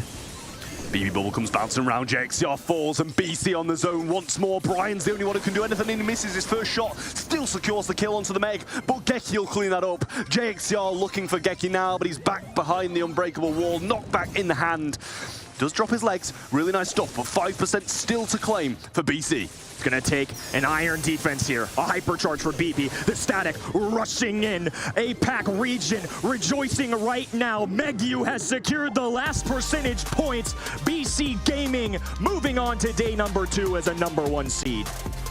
Frank sitting in the crowd as well, congratulating the boys of BC who will move on to day 2. Top of this group, and Eclipsar will be joining them after BC Gaming have kept their dreams alive and beaten Team K for them to stop it going to that deciding tiebreaker. Really, really nice stuff from BC there, and it was just absolutely incredible to see how well they played that, because going into it, I honestly thought maybe it was a bit of a poor matchup with that BB.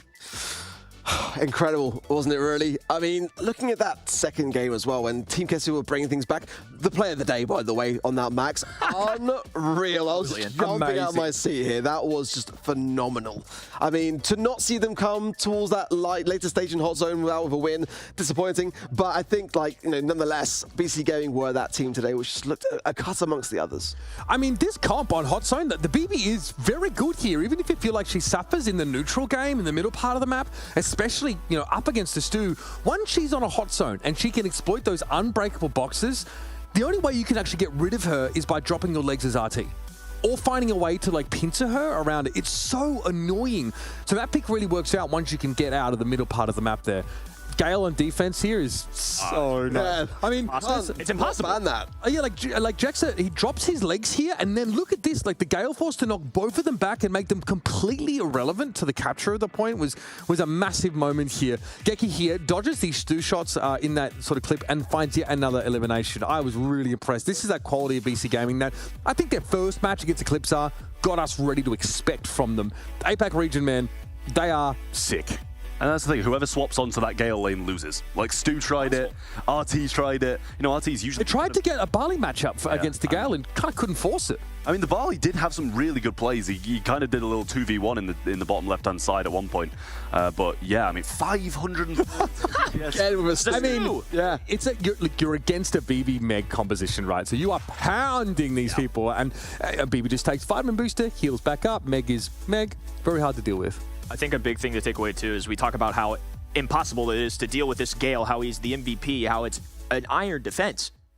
Ban him. You can avoid this situation altogether. Ban the guy or draft him first overall. I think that's a big thing for me. You can't let him slide. My goat out here just campaigning for the Gale ban. He's good. He's loving it now. Since the hypercharge, like, this is like... Hey, you know what? Let Clancy through instead. You know what I mean? No, there's no right answer. It's just one of those things where it's like, they could have just picked him first. Yeah.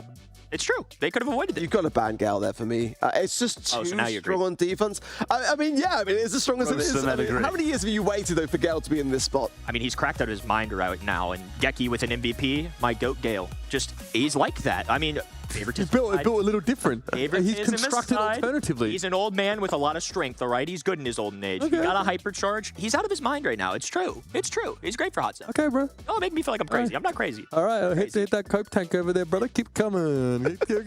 In fairness, great on that map. Very, very good. And we saw it on Double Swoosh as well. A couple maps where, I mean, the fact that you can slow people with your primary fire there are not many brawlers that have like on hits attached to like a primary fight. That is like extreme value over the course of the game. I'll be honest, I was expecting to see more Gale today, actually. To be honest. The Boom Canyon, like definitely like the kind of map you want to see Gale. Yeah, it's just catapulted its way through the meta.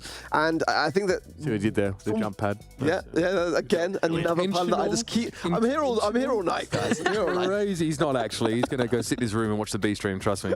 He won't be here all night. We're all watching the B stream, right? Oh, yeah, I'll be right there, dude. Yeah, I've already initiated. You guys are already on board for the you're bringing the pierogies.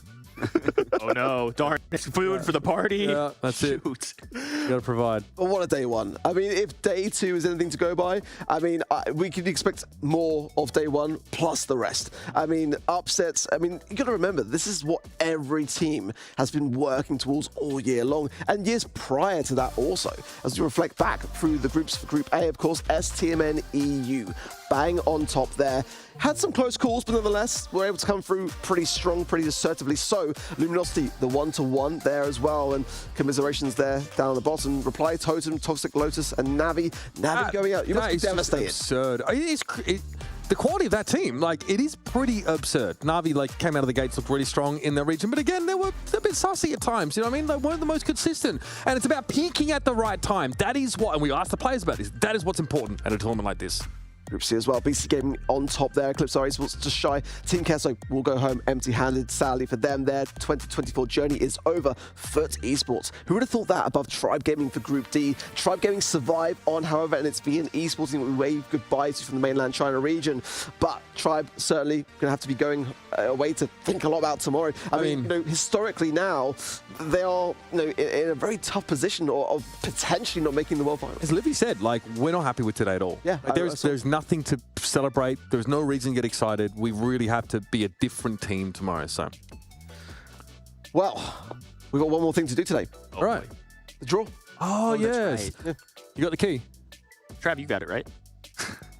I do not have the key. Only the key to your heart. Do you have the key? Genuinely, I did. Yeah, you have the key. No, I don't have the key. I do not, guys. I don't have the key. We gave it to you. I don't have the key. You had one responsibility. That's crazy. You have to, I'm not joking, bro. Where's the key? That's, I mean, I'm not. Oh, okay, bro. All right. You would think that I'd be entrusted with the keys to the city and actually lose. I thought you lost it. I didn't. I lost faith. I really thought you lost The it. bracket is in here, right? In this very box. Yep. Aha, gotcha. Aha! All right. You going to open it for us? Are we all going to do this together?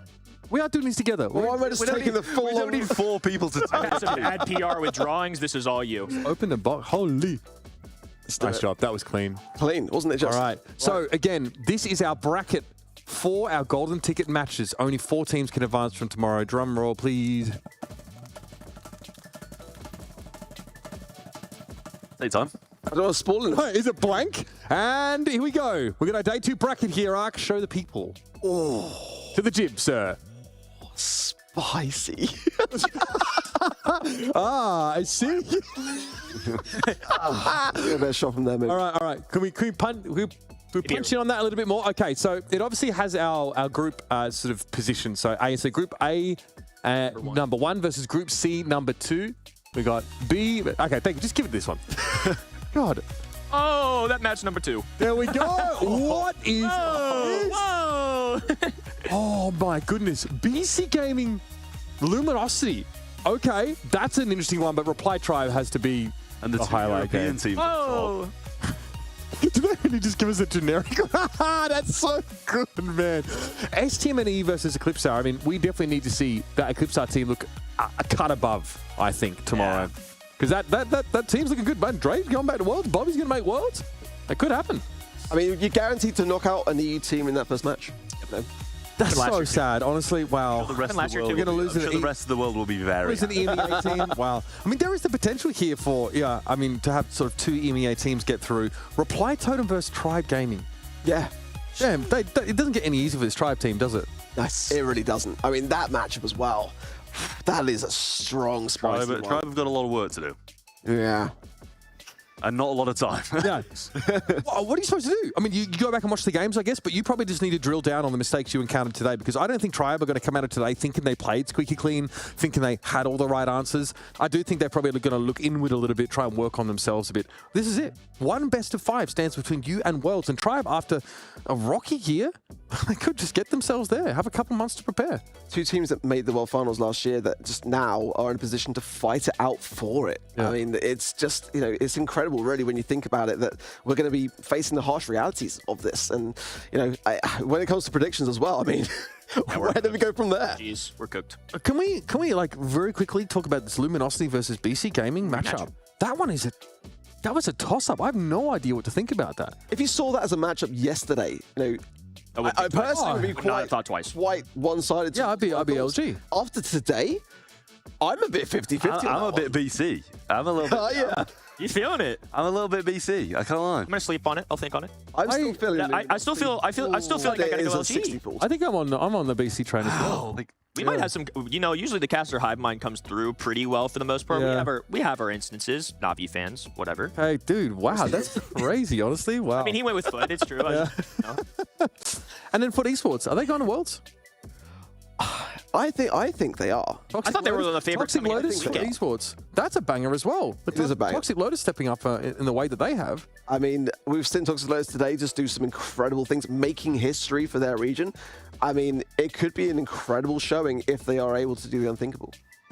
I'm hyped. I can't wait. I mean, today was, honestly, I thought today would be like really one-sided. I was like ready for like 2-0s and then sort of be done with it. Today is really delivered. It's great to see that like across the board internationally, the level has just risen, right? The teams of old that, you know, like, can't coast on old glory anymore. Like they've got to work hard. Like Tribe has to, you know, come back. They have to, you know, get on the tools tonight and turn around and have a really difficult matchup here. So this is great. These teams are going to be pushing each other to their limits. Yeah, absolutely. So, I mean, for tomorrow, the start time is 1:30 p.m. Not PM. Actually, yeah, PM. It is. I was in my head, I'm thinking AM. 1:30 p.m. CEST. So make sure that you mark that in your calendars, set your alarms as well for it. Before we close for the day, any final thoughts? I honestly, like, I was glad to see Team Kaizo step up a little bit more. I really underestimated Foot Esports. And I shouldn't, because, I mean, these are players that have been around for a long time. Pekka, Motep, you know, Jubilo. That's a quality team. And I think I was getting too excited about Luminosity. It looks like the issues they've been rumored to be suffering are still very much present. They've got to find a way to work around them. I am going to pretty much ditto exactly what you said. I think Foot Esports have been a surprise for me. Maybe not for some, but they've definitely been a surprise for me. I'm really happy to see BC Gaming play as well as they have. And I'm really excited to see that game tomorrow against Luminosity. I think that's going to be the one for me. I'm just honestly grateful. I mean, clearly the rest of the world is putting in a lot of work. I think coming into LCQ, we're always surprised. I think we always act like we know what we're doing. We're as experts as we can be. Nonetheless, I feel like some of these groups, like Group C, who don't necessarily get the publicity of a Totem or a Tribe or anything like that, those are some of the best matches we've seen all year long. These guys have been grinding, putting on a good show. I have no doubt that all 4 matches tomorrow will be anything short of a banger. I mean, it's going to be a great weekend, fellas. Yeah, we've got so much more still to come. But for day one, that is it for today. Got to say a massive thank you to all of our massive partners here, from Monster Energy to Snapdragon Elite Gaming to DHL. Thank you so much for all your support. And we will see you tomorrow for day 2 from 1:30 p.m. CEST. Until then, it's goodbye for now. Snapdragon Pro Series is brought to you by Snapdragon Elite Gaming, Monster Energy, and DHL.